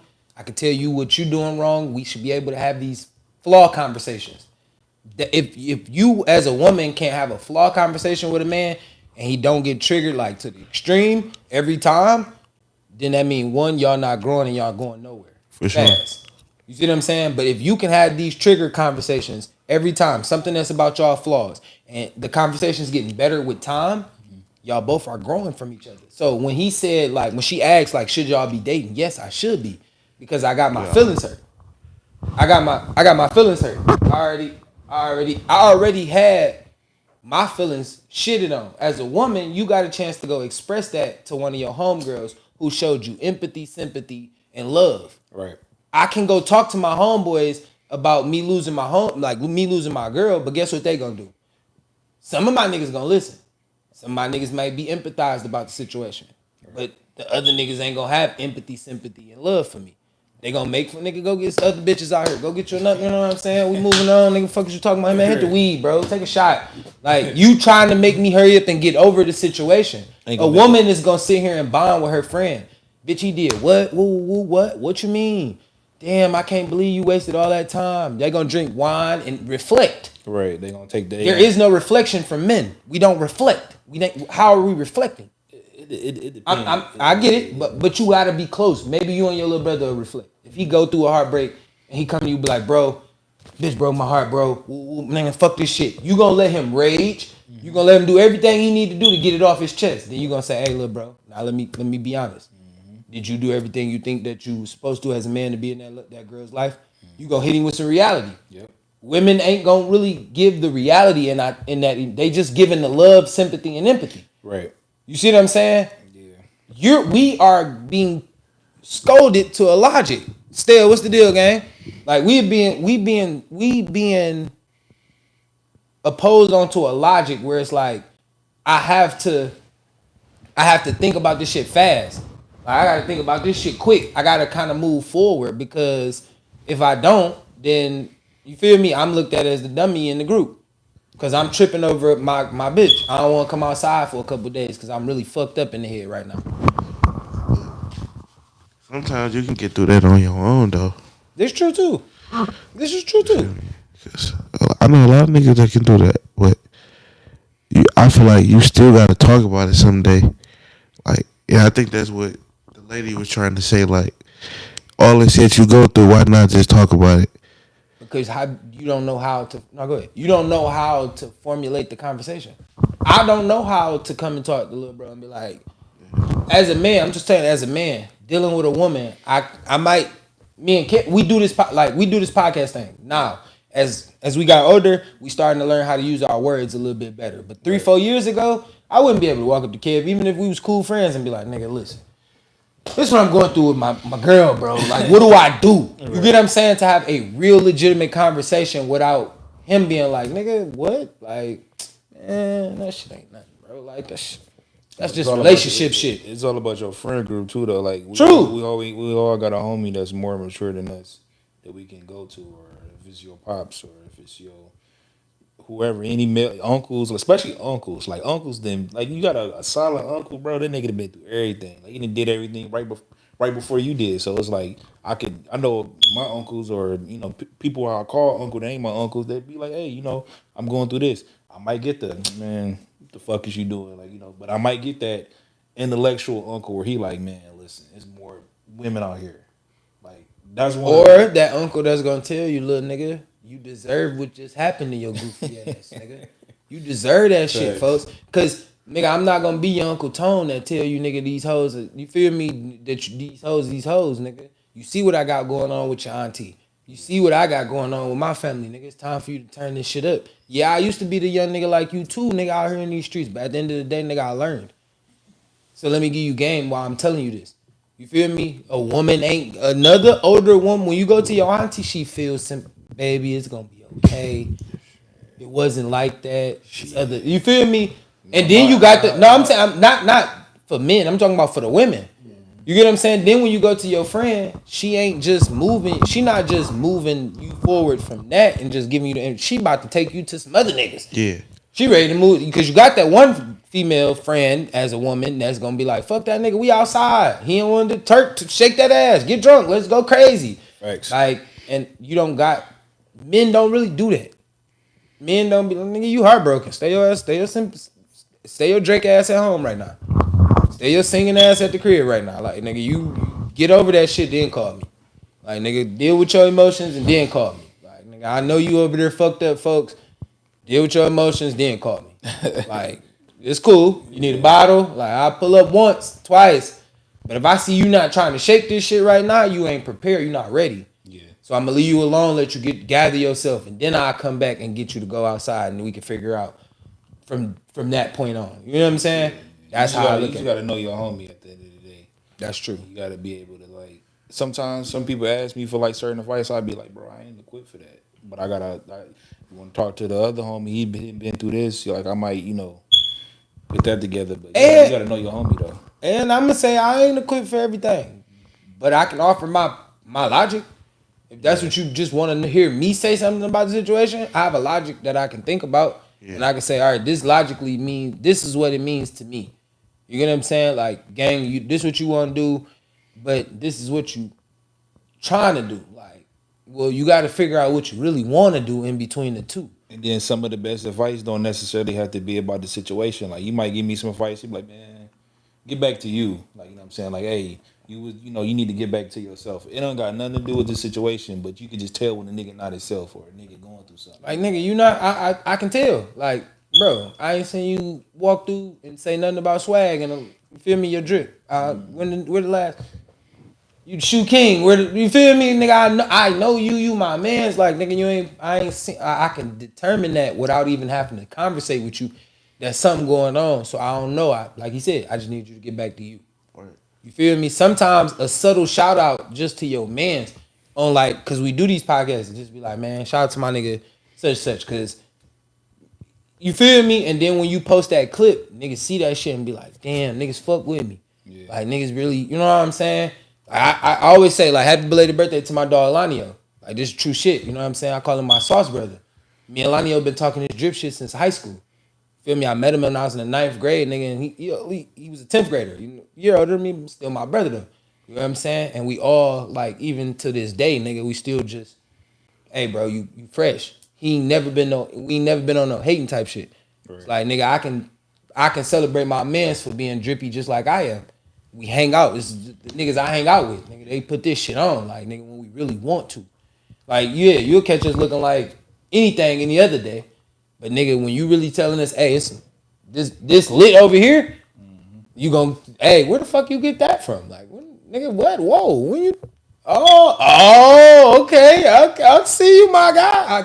It's just a level of appreciation. You feel me? It's kind of like Dame and Cam. You feel me? And they both said it. He was like, nigga, Cam has said it. He was like, man, Dame called me.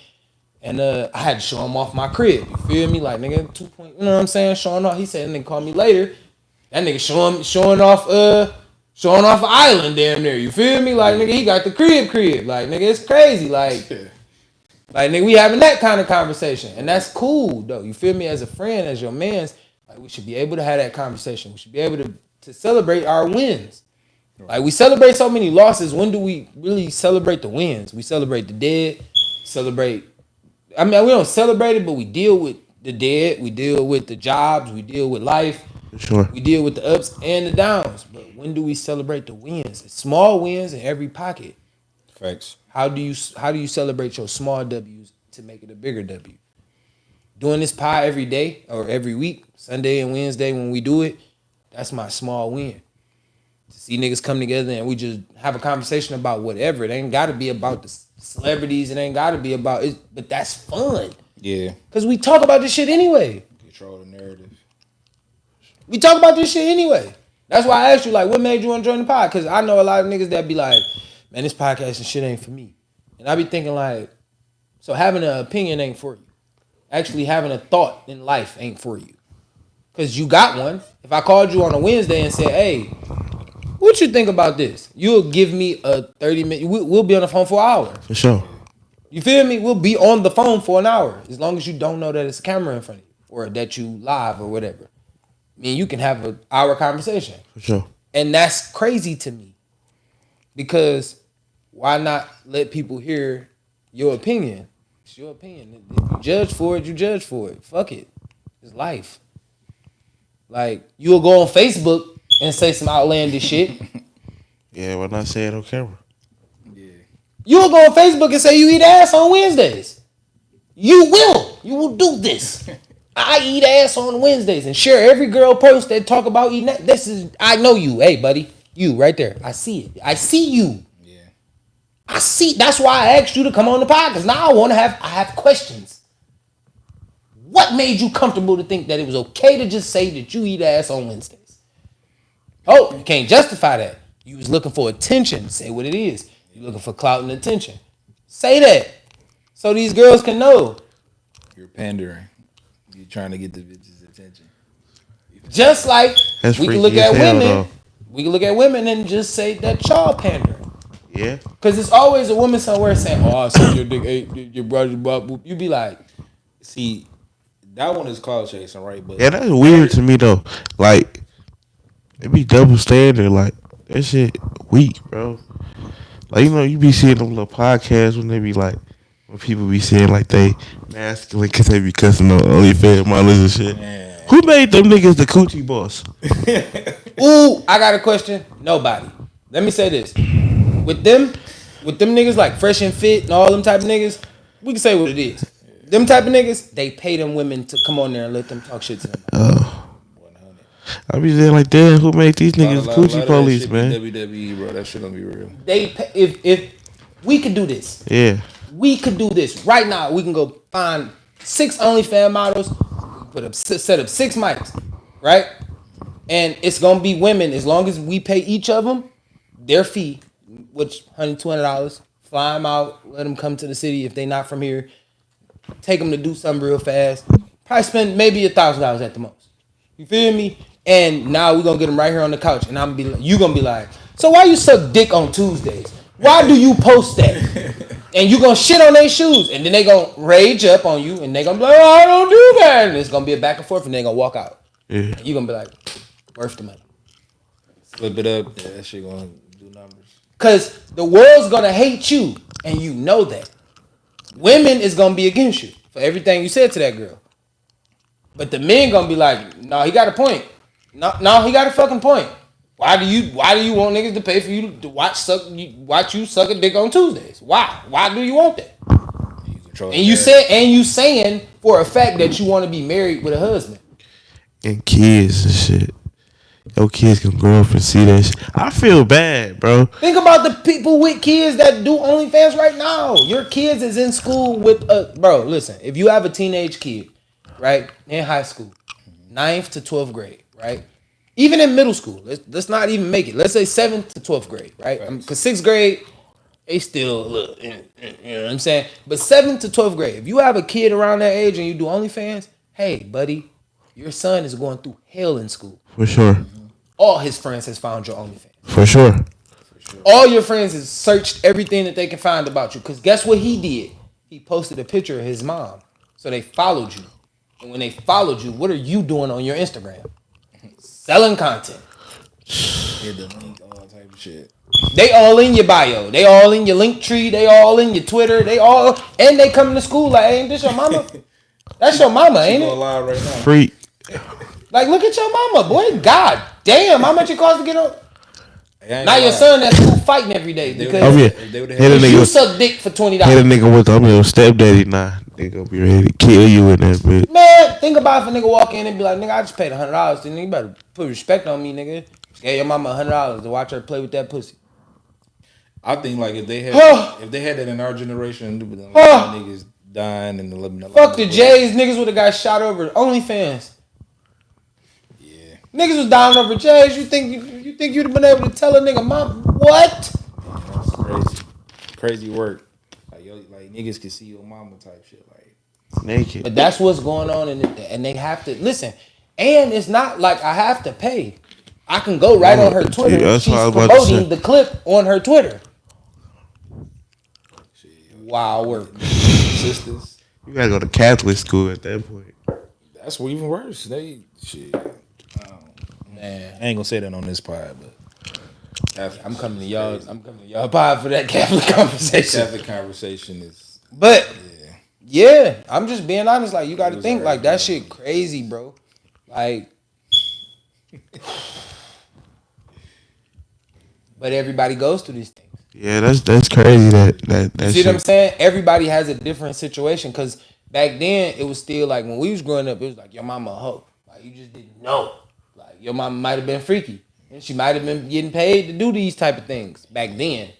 But you had to just so happen to run across it, see it, envision it. Like you know what I'm saying? Yeah. Nowadays, literally your son. That's why they be mad. These parents be taking these phones from these kids because you got an OnlyFans link and you don't want your son to run across you sucking dick, man, for $29.99. Listen, take the mamas out. It be niggas sisters. Like imagine like you got an older sister, bro. See when you was in ninth grade, she was 11. She graduated. You in the 10th, and then she graduated and do OnlyFans. They know your sister. They know her. Like literally, they know her by name. They got she. Ain't this Michelle? You like friends with your no, sister. listen. Friend, Don't be the little brother that don't know. Don't be him. You gonna be a crash out. You gonna Cause you like, nigga, what you mean? Like, no, that ain't Michelle. I never seen my sister like that. What do you mean? niggas ready to stretch. Like, bro, how you find my sister like that? Like, nigga, what you mean? How do you know? What are you looking for? You fucking Niggas already weirdo. been one nigga's sisters. The fact she got OnlyFans make it even sweeter. And I just paid her $12.99. She unlocked this motherfucker for Troll a $12.99. little nigga be like, hey, this your haircut money. Your sister be giving you money for your haircuts. I just paid for that. Hey, no, you know how I be like, That's a man, nigga I'm about to shoot call the my school. sister for lunch money. Like, oh, you about to get the money from OnlyFans that I gave her, huh? Trolling. Nigga gonna shoot the school up. That hurts. It's crazy though. That hurts. I ain't gonna lie. As a kid now, it's gonna sound crazy. Like I wouldn't even be mad per se. Like if it was like my mom, but if it was my sister, I would be mad because that she closer and so like you gotta like them older women OnlyFans shit. You gotta kind of like look for the younger women is what's pushed to the forefront. If you got a sister, bro, and she do OnlyFans, bro, I'd be mad as hell, bro. I'm cool with that, and I understand. I agree. I totally 1,000% Because agree. niggas know your sister, bro. Niggas might not know your mama. Niggas know your sister. That is not true. Man. It only take one of your enemies, one of your ex-friends that used to be your mans. Yeah. He know what your mama got cracking. Yeah. He know the secrets, and he can't wait till y'all fall out, and he gonna tell everybody like, oh yeah, he gonna tell the lamest nigga too.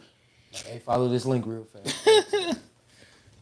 And then he gonna be like, hey, ain't that Miss Brenda? You gonna be like, wait, what? Wait, well, hold on. Who's Miss? And he gonna be like, hey, bro, because you know the lame nigga don't know no better. He gonna walk it over to you like, ain't this your mama? Okay. What would be some repercussions for that? Like, what would you do? What would you say? Like, how would you approach it? I ain't saying shit. Suck at that nigga. No, I'm saying like, okay, To who? Where? to both people. Like, okay, he came and confronted you about it. He told you like, yeah, your sister got OnlyFans. I'm not mad at him. Who told you? Like, how did you find this out? If he was the person that was like, oh no, I just was following her one day and hit her link tree and she. Had that, okay. Then you get these hands. You can get these hands because now you about to try to spread this word. Yeah, for sure. But if he be like, no, dog, Buddy told me. Yeah. Shit, I ain't know nothing about it. Buddy just put me hip. I'm be like, who put you hip? Like, he did. I'm gonna go pull up on dog. Like, Sure. bro, what you got going I ain't gonna on? lie. The immaturity that I had in high school and my immature friends, we would have kept it amongst each other like for a while.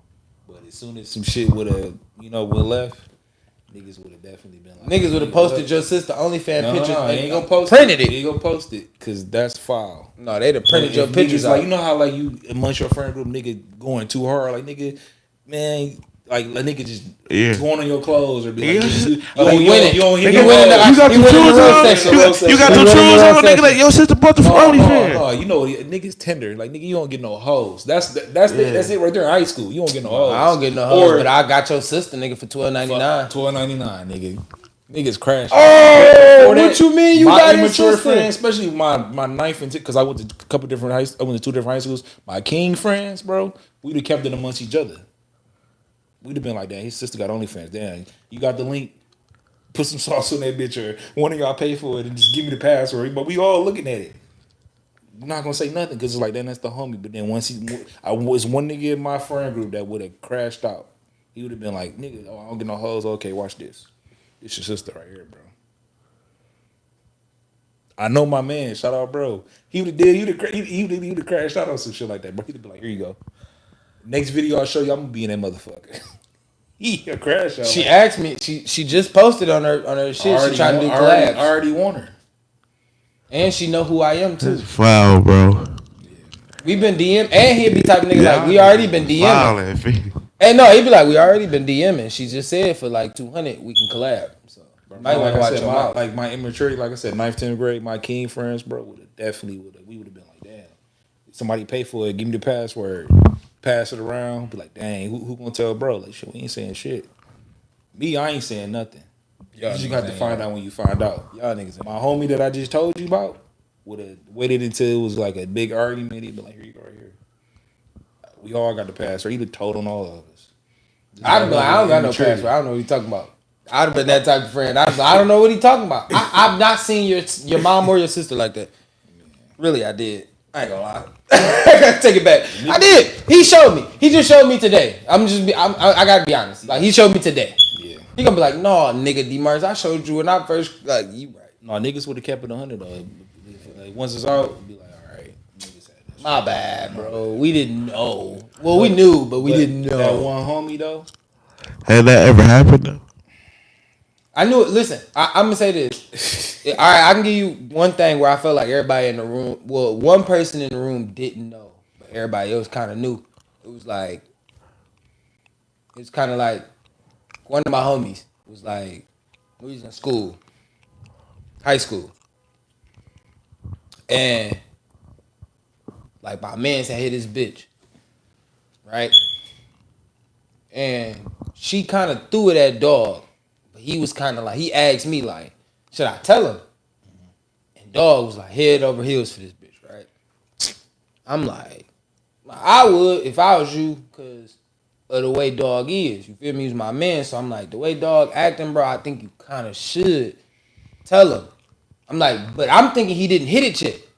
You feel me? He like, when he told me like I hit her, I'm like, well, no, wait. Nah, you might want to keep that to yourself, because that's a crash out of, you know what I'm saying? That's a fight waiting to happen. Yeah. So long story short, baby girl got mad at dog in the hallway one day, and she just put it on the floor. And buddy was coming up the hallway. You feel me? And dog kind of pressed the line with dog, and I was like, when I'm coming, you know how like you be walking into the fight? It's kind of like I'm walking down the hallway, and I'm kind of walking into it, and it's kind of like, nah, bruh, like y'all you can't really be mad at bruh, but bruh, you know what I'm saying? Like you could have been thorough about it. Yeah, like, and I'm like, you can't let what she say dictate y'all friendship. Yeah. You get what I'm saying? Because that shit ain't right. Like, period. And yeah, he knew when he did something foul, but also, nigga, you over here head over heels. If a nigga tell you that your bitch ain't real or ain't loyal, then what you gonna do? This was waiting to happen anyway. So, nigga, control your feelings. Relax. And let's move forward. Because, nigga, obviously you didn't fuck her. Right. You feel me? Did you hit? Because that was what it ultimately came down to. Did you hit?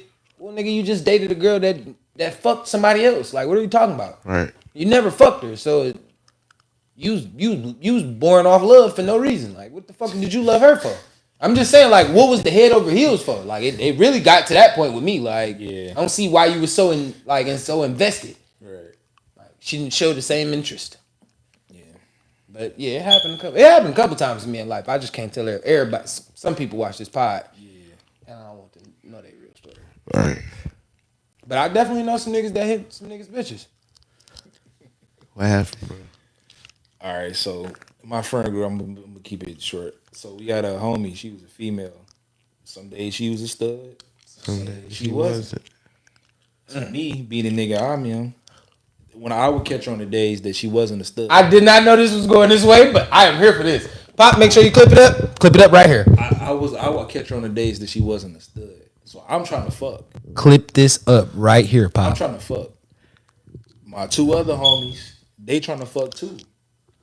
But we all talking to each other like they don't know I'm trying to fuck. I don't know they trying to fuck. But we all talking like, damn, what would we do if we fuck? Who would hit her first? And she would play that role with some of them like, hey, I'm a stud. With me, she wasn't acting like no stud. My other homie, he would get like 50-50. Like she might hit him with the stud energy. She might hit him. But me, I was getting all the femme shit. So we was all trying to fuck her. And you fucked. None of us did. You know, all of them losing. Why? Right. I thought this was gonna go. Nah, that's I thought you was Superman in this story. Nah. I thought you was Superman. Man, right. I thought he hit her. I thought he won the race. So all y'all niggas just fouled out. I think She got a girlfriend. Huh? She had a girlfriend. Yeah, she did. Yeah, but one of the other homies that I'm talking about ended up hitting that girlfriend, and I think I ended up hitting her like years later outside of high school. Oh, so you hit her. Yeah. So you hit her. But not at that moment when I wanted to. Was it worth it? Was it worth it? Was she a full blown stud? By the time I hit it, no. She was back to being a girl. At that time? Yeah. At that moment? Was it? Okay. You said it was worth the wait. Worth it. And she was older than us, so it was even. For me, it was even better. Like when I was young, I used to love hitting like hoes that was older than me. That was my thing. Like yeah, girls my age. I wouldn't talk to like okay. My whole thing was just like if we was in high school together, I could hit you. If you outside of that, I can't. So like if I'm a senior, if you the senior the ninth graders that was freshmen when I was in high school, they should be about 26, 27. I can hit them now, but back then I couldn't. But all the girls that was seniors when I was in ninth grade, I was hitting. And they was going too. Nigga, like you know what I'm saying? They the year before that, a lot of them cheerleader girls they had just won the state championship. They came back that they for their senior I ain't year. gonna lie. That was me. Yeah, Ninth graders playing ball. yeah, Football was definitely that. yeah. Cause at King All the football was everything at King. Yeah, fuck King. It was everything. My freshman year. What year you graduate from King? What year did you go to King? I went there from 08 to 2010. Damn, what year you graduated high school? 2012. Fuck. I ain't know I was older than both of y'all. 2012, I was selling drugs. Damn. No, I'm just kidding. Damn. No. Allegedly. Yeah, allegedly. But yeah, hold on. Oh, fuck me first. No, that's crazy though. Yeah. No, for real. When I say that though, like, I really be meaning that. That's crazy because I be looking at it differently. Like, where you graduate? Pandemic. 2020. Damn. And then, golly. So I was out in 2009. I remember. I wish. I'm not gonna lie. I probably would have ended up being in 2010 if I knew about reclassification. If I knew about reclassification, I would have probably ended up being in 2010. Can I keep it 100 with you? Even if I could have, if I could have reclassed, I don't think I would have did it because, yeah, I would have been on a real good football team because the year I graduated from Finney, so the next year that's when they had East English and they was real good. But I wouldn't have did it though because I kind of liked the people that I would have graduated with. Like if I would have graduated from King, they went to the state championship. I mean, they went to the state championship my senior year. Okay. You know what I'm saying? So I wouldn't have missed nothing. You know, so I did everything. In high school, I did everything I wanted to do. I get that. Me personally, the only reason I would have reclassified is because the talent pool in the city in 2010 was shitty. It was down low. I'm just saying, it's a lot of people that crept through the college that really wasn't that good. 2010. That really wasn't that good. See, it's what I'm talking about is I don't know about the East Side. I'm talking about the West Side kids that I watched play. It was kids at Osborne. I know that went to school. It was kids that went to Michigan State from Renaissance. That was not good at all. Like, Yeah, I know you're talking about. you know what I'm saying? It was just kids around the city that went to certain colleges because colleges had a bad pool as far as Michigan that year. I would have reclassified. I was averaging 100 tackles a year. You get what I'm saying? As a safety, I would have probably, and I would have got a chance to play the position that I really wanted to play to go to college. I wanted to play running back. Right. So at that point, I would have made them put me at running back. Shit, nah. I think Reclassifying, I wouldn't have went back to my high school. I would have went to another school. Yeah, because y'all end up closing. No, 2010 was our final year. That was the final year of Cooley. You get what I'm saying? So even if I go that walk off year, but I wouldn't have played for Cooley. I did my 4 years here. I would have transferred out of there and went somewhere else just to play. Like this is my whole goal. I already I mean I couldn't have graduated, but I would have already. You know what I'm saying? Yeah. That's how I would have looked at it. I ain't gonna lie. It was niggas reclassifying back then though.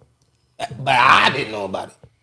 Okay, yeah. You get what I'm saying? I didn't know about it legally. Yeah, like I didn't know that you could reclassify. I didn't know that. And go to a Catholic school, I would have whatever they got just to play ball. What? Shit, they was doing that at King. They was erasing niggas' transcripts. They used to transfer in, like you on the fence.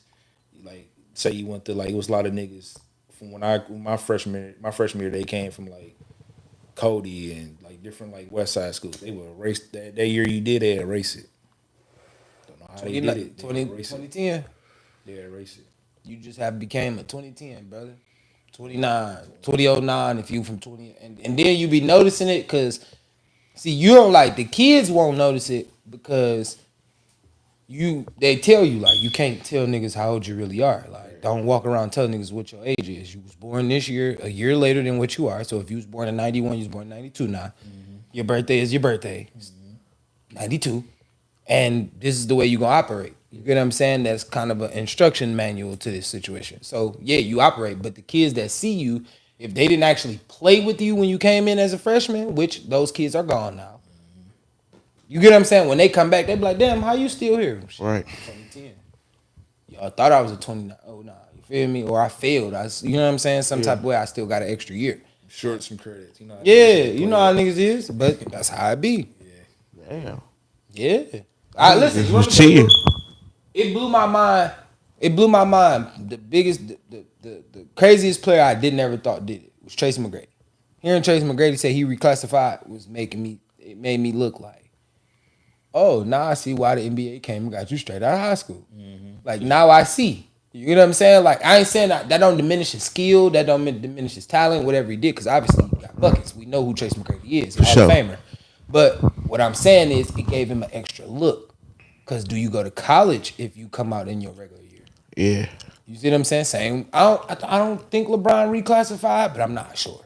No, I think he just got drafted right out. So, you feel what I'm saying? That could be your story, or that could be your story. Or it could be Kobe, who go from international, probably lost his transcripts 1,000 times to get back to the United States to go from high school to the pros. Yeah. It's always different routes to everything. Now So you just made me think. I gotta check and see if Bron really did, because I remember them ESPN days. They were saying he could have went to the draft his junior year, but the pool of teams that would have drafted him, he wouldn't have been able to go to. Like it was more clear cut back then. Like you knew who was getting the first pick. It wasn't like the lottery really wasn't the thing. Like, and I think them niggas didn't want him to go there, and that's how Cleveland tanked for a reason, so they can get their home state superstar. So. And I already think the draft lottery is rigged. I've never in my life understood the NBA draft lottery. Never. The Pistons have tanked every year. No, 3 out of the last 5 years. They could have got the nigga that played for the Spurs now. Wemby. They could have got it's a couple niggas that ended up getting drafted. I don't remember the exact years, but it was the years we. They flanked every year, bro. Bro, I could have swore we was getting him this year, bro. Who? Wemby. Spurs. We had the first. Wemby. We had the worst record the year before. No, I knew he wasn't. I knew Pop and them was gonna get it. And every year is the lottery, we get the number 5 pick. Besides K was 2, wasn't he? K was number 1. Oh yeah, K was 1. Yeah, but it was the years in between her, the year after and the year before. Jaden was what? 2? No, that was LaMelo Ball year. Could have got him. That's the other one I was trying to think of. No, I think Zion. It's a lot to me that. personally. Zion got It's drafted a in like 2018. yeah. He got drafted with Josh. Record that year. I mean with Ja. Yeah, we had one of the worst records that year. But I think we ended up with the third pick, didn't we? That year, because it was Ja went to Memphis and Zion went to New Orleans. That was 1 and 2. I had to double check. But even then, we still had the worst record. That's what I'm saying. Like, Yeah, I always thought that draft lottery was fixed. I never thought that they come all the owners of the team. They come and be like, hey, look, this year we giving it to these. I think it's karma though. We ain't draft Melo. Yeah. That's karma. Man, Melo. All right, I have a question. We can end on this. Like literally, we can end on this. No cap. We draft Melo. Do we win the championships? Andre Drummond when he came. No. He had Tayshaun at the No. time. Okay, Andre Drummond wouldn't have been there. You watched some YouTube videos where Drummond wouldn't have been there. He would have been playing with Ben and Rasheed. right. But listen, do you watch those videos where they play like Come on later. Like, simulated 2K? I don't think he would have scenarios? stayed. Do you play those? Like, I watch him sometimes. I know what you're Okay, talking so the simulation was this. What if the Detroit picked Melo? They simulated that we still would have won the championship in 04. They said that we'd have won it the next year. Would have fell off them last couple years. Melo would have still forced the trade, and he still would have went to New York. Because that was his ultimate goal. That's all he wanted to do. He'd play for another team for however, but he eventually wanted to play at the career. I feel like this. I kind of look at it the same way. We would have got the championships, but we wouldn't have had him for like we'd had him. But at least also, 7 years. wait, now, if not even just shitting on the simulation, I would agree with the simulation, but also I probably wouldn't because I know Detroit, right? Melo being here in the city, understanding that ownership already told him that they wanted him, that they was gonna pick him, all that. I feel like Melo would have embraced the city so much that it would have been hard for him to walk away from us. Like, that's me, especially knowing that it would have been him and Bron battling it every year. They would have had to face off every year. Like, y'all gotta go at each other every year. Whether y'all meet in the Eastern Conference Finals or in the first round, second round, whatever the playoffs is, you get the opportunity to put a halt to LeBron's career, and he could do the same for you. So now, Bron 4 rings means something different now. Yeah, I didn't just go to 10 finals. I went to 5. Melo went to 4, 3 or 4. Because he get Chauncey, he get Rip, he get these people still. If we running with the same narrative, just adding Melo, I don't think Melo's so quick to get up out of here. But go ahead. Because that's what they felt like that type of player he was. Because you either got to put Tayshaun on the bench or you got to make Melo a stretch 4. I feel like this is just me. I think Tay understands that he gonna become the next best 6 man. Right? He's willing because he's not a scorer. Tayshaun wasn't our score. He wasn't the small forward scorer that we needed. Right. But he had his days. Yeah. But Melo was that scorer. You see what I'm saying? So I think Tay would have understood that. You get what I'm saying? And then that would have played in that way. Yes, when Tayshaun and Melo on the court together, now Melo go to the stretch 4 because he ended up ultimately playing the 4 sometimes anyway. So he would have became that. When she go to the bench, we bring you in, probably get rid of Antonio McDyess. We don't really kind of need him a little bit more. Well, that year we ain't have him. We end up getting him the next year. Yeah, the next year. But I'm just saying, even if we go with the scenario, the next year, we get Antonio McDyess. You know what I'm saying? We play it the way that we play it, whoop, whoop. And then my Melo is who Melo is. But you still can still have Antonio McDyess because they kind of like form that small ball type of play. Like right, he can go to the center. Traditional center. When they wanted to score, they put Sheet at center and Tayshaun at the floor. True, like that. True. But even in that simulation, they still said we would have got Sheet. We wouldn't have won a championship without it. Right. I don't think nobody could have came in and won a championship without it. That's why they felt so like secure and because Melo was a rookie. Yeah, he was. And Melo would have been a rook. Yeah, but that's why they were so comfortable with trying to draft Darko because Darko was like a Sheet prototype to them. But it wasn't. He was good. He was good. Listen. Darko was the shit for us. He was decent in Orlando. But listen, you ever seen Orlando Darko Milicic? That's what we should have got. But the reason why he didn't pan out wasn't even like it didn't even have nothing to do with basketball. It was Larry Brown. You know, you feel me? Like Larry Brown crushed his confidence. Darko told him, "Suck my dick." Larry Brown said, "You never play."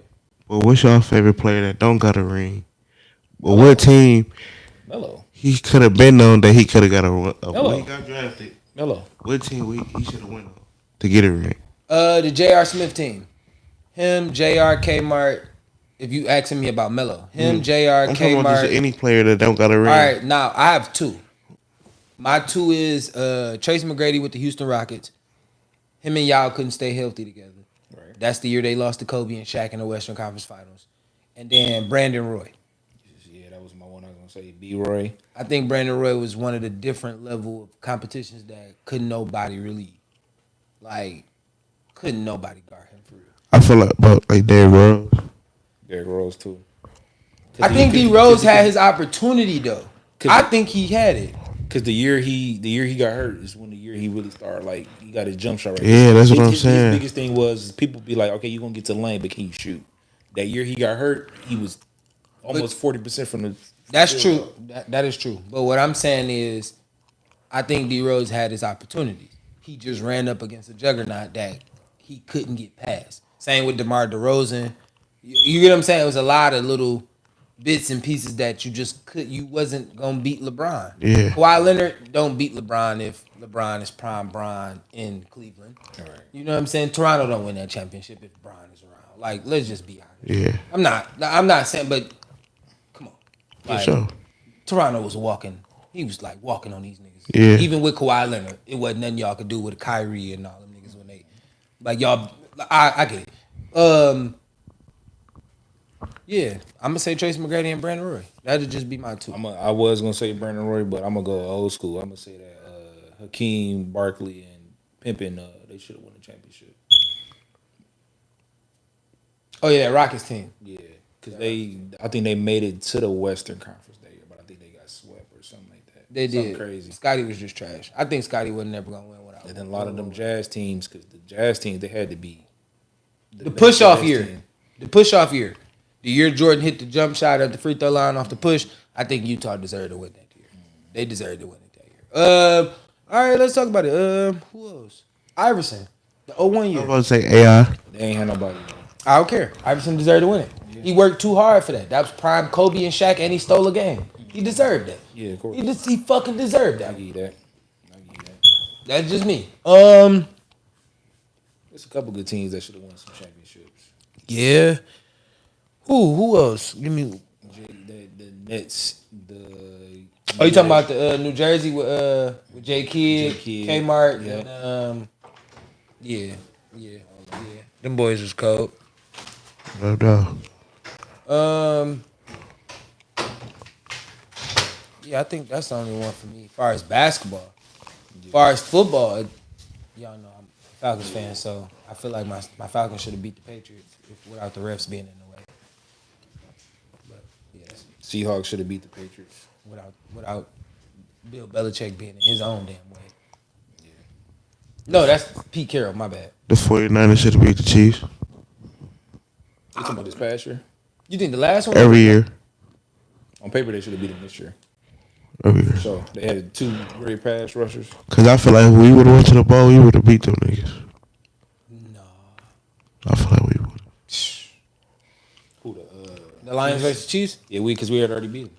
And I'm just letting you know right now, that would have been the game where they would have actually showed y'all that the Lions was the worst team in the league. They would have actually let them niggas put 40 on y'all. Telling you how the game worked. Bro, listen, hear me out. The way that the Lions worked in that NFC Championship game, right? We watched it on live. It's on the channel. We watched every moment of it, right? The play calling, the way dog operate. Y'all head coach just don't get it. Yeah, he don't get it. And that'll cost you. But if that's the only thing, man, like all that other shit was just execution. Like, okay, you got the pick and hit your helmet and then the nigga catch it and score. Like, it's tough. It's tough like that. It's tough. You can't. But listen. I'm a defensive back. I played corner before. I played safety. All right, here we go. So look, I played safety and corner before. And I'm just letting you know, they never tell you when you play corner or safety to try to go for an interception. They tell you knock the ball down. Dog went for an interception, you missed it. When you miss it, shit happens. Yeah, but this you get what I'm saying? Though, like, shit happens. You ever listen? I seen a nigga get listen. I watched a nigga line up for a field goal, right? In practice, we just practicing, but we practicing field goal, right? And he kicked the ball and hit the center in the nuts. You can't prepare for that. Right. That just happens. Facts. Shit happens. Can you prepare for the David Tyree catch off the helmet? Yeah. You can't prepare for that. Right. You can't prepare for Eli Manning to break out of 14 sacks back here. You feel launch me? the And ball just up. throw the ball up down in the middle of the field and then catch it on the side of his helmet, one hand, and lay on the ground. You can't prepare for Julian Edelman to catch a pass off a tip, off somebody's body in Atlanta in the middle of. You can't prepare for these things, bro. There's just shit you just can't prepare for. Yes. But you also are known, like I said, in that instance, in every instance, every defensive back besides Rodney Harrison, because I feel like he let David Tyree box him out. So you really just, because I don't know why you went to tackle him. You should have just swung at the ball and it would have fell out his hand. Right. Yeah, it would have just fell out his hand. But that's you. I'm saying for everybody else, the key to things is stop trying to be the hero and just win the game. Knock the ball to the ground. Let's play the next play. Facts. Because you're in a favorable position. The reason that this is even happening, Right. you're overthinking it and you try to go for the play. You try to win the game right now instead of just playing in the game. And that's just me. But you know, hey, people gotta learn how to, So. evaluate. It's always about evaluations. You know what I'm saying? That's just me. It's been another one. I am your boy Dmarks, man. If you're not dripping, you're not splashing, you're definitely not a part of this league. T2 Nation, make sure y'all hit that like, share, subscribe, tell a friend. Thank y'all. Happy Memorial Day. We didn't say that at the beginning of the Happy pod. Memorial Day, everybody, man. I hope you enjoyed your holiday. I didn't. I don't give a fuck about it. Everybody that got that money today, salute. Hey, never choose a off day for besides getting that holiday pay. I always been the person that go get the holiday pay. If you can get it. It's always good. But yeah, man, make sure y'all like, share, subscribe. We'll see y'all on Wednesday, 7:30. I'll be here with Bombay and the gang. Y'all know how that go. Thank y'all to Smoke Something as always. Y'all know these the bros. They always pull up when needed. This Wednesday, D-Mob will be in the building and Bombay will be here, so we'll have something crazy to talk about. I'm sure D-Mob gonna tell us how he gonna build the next Renaissance Center. It happens, man. That's my guy. But I'll see y'all soon. You know, make sure y'all like it. Like I said again, thanks to the homie Smoke Something. Y'all can give me y'all socials real fast. For anything that y'all might have said outrageous. AK Miles. You feel me? Smoke Some Podcast, man. You know what I'm saying? Follow the page, We all in this together, man. Hey, we are a community podcasters in the city. Hey, fuck your podcast if your podcast ain't lit like ours. We'll see y'all soon. Push up. Love and happiness.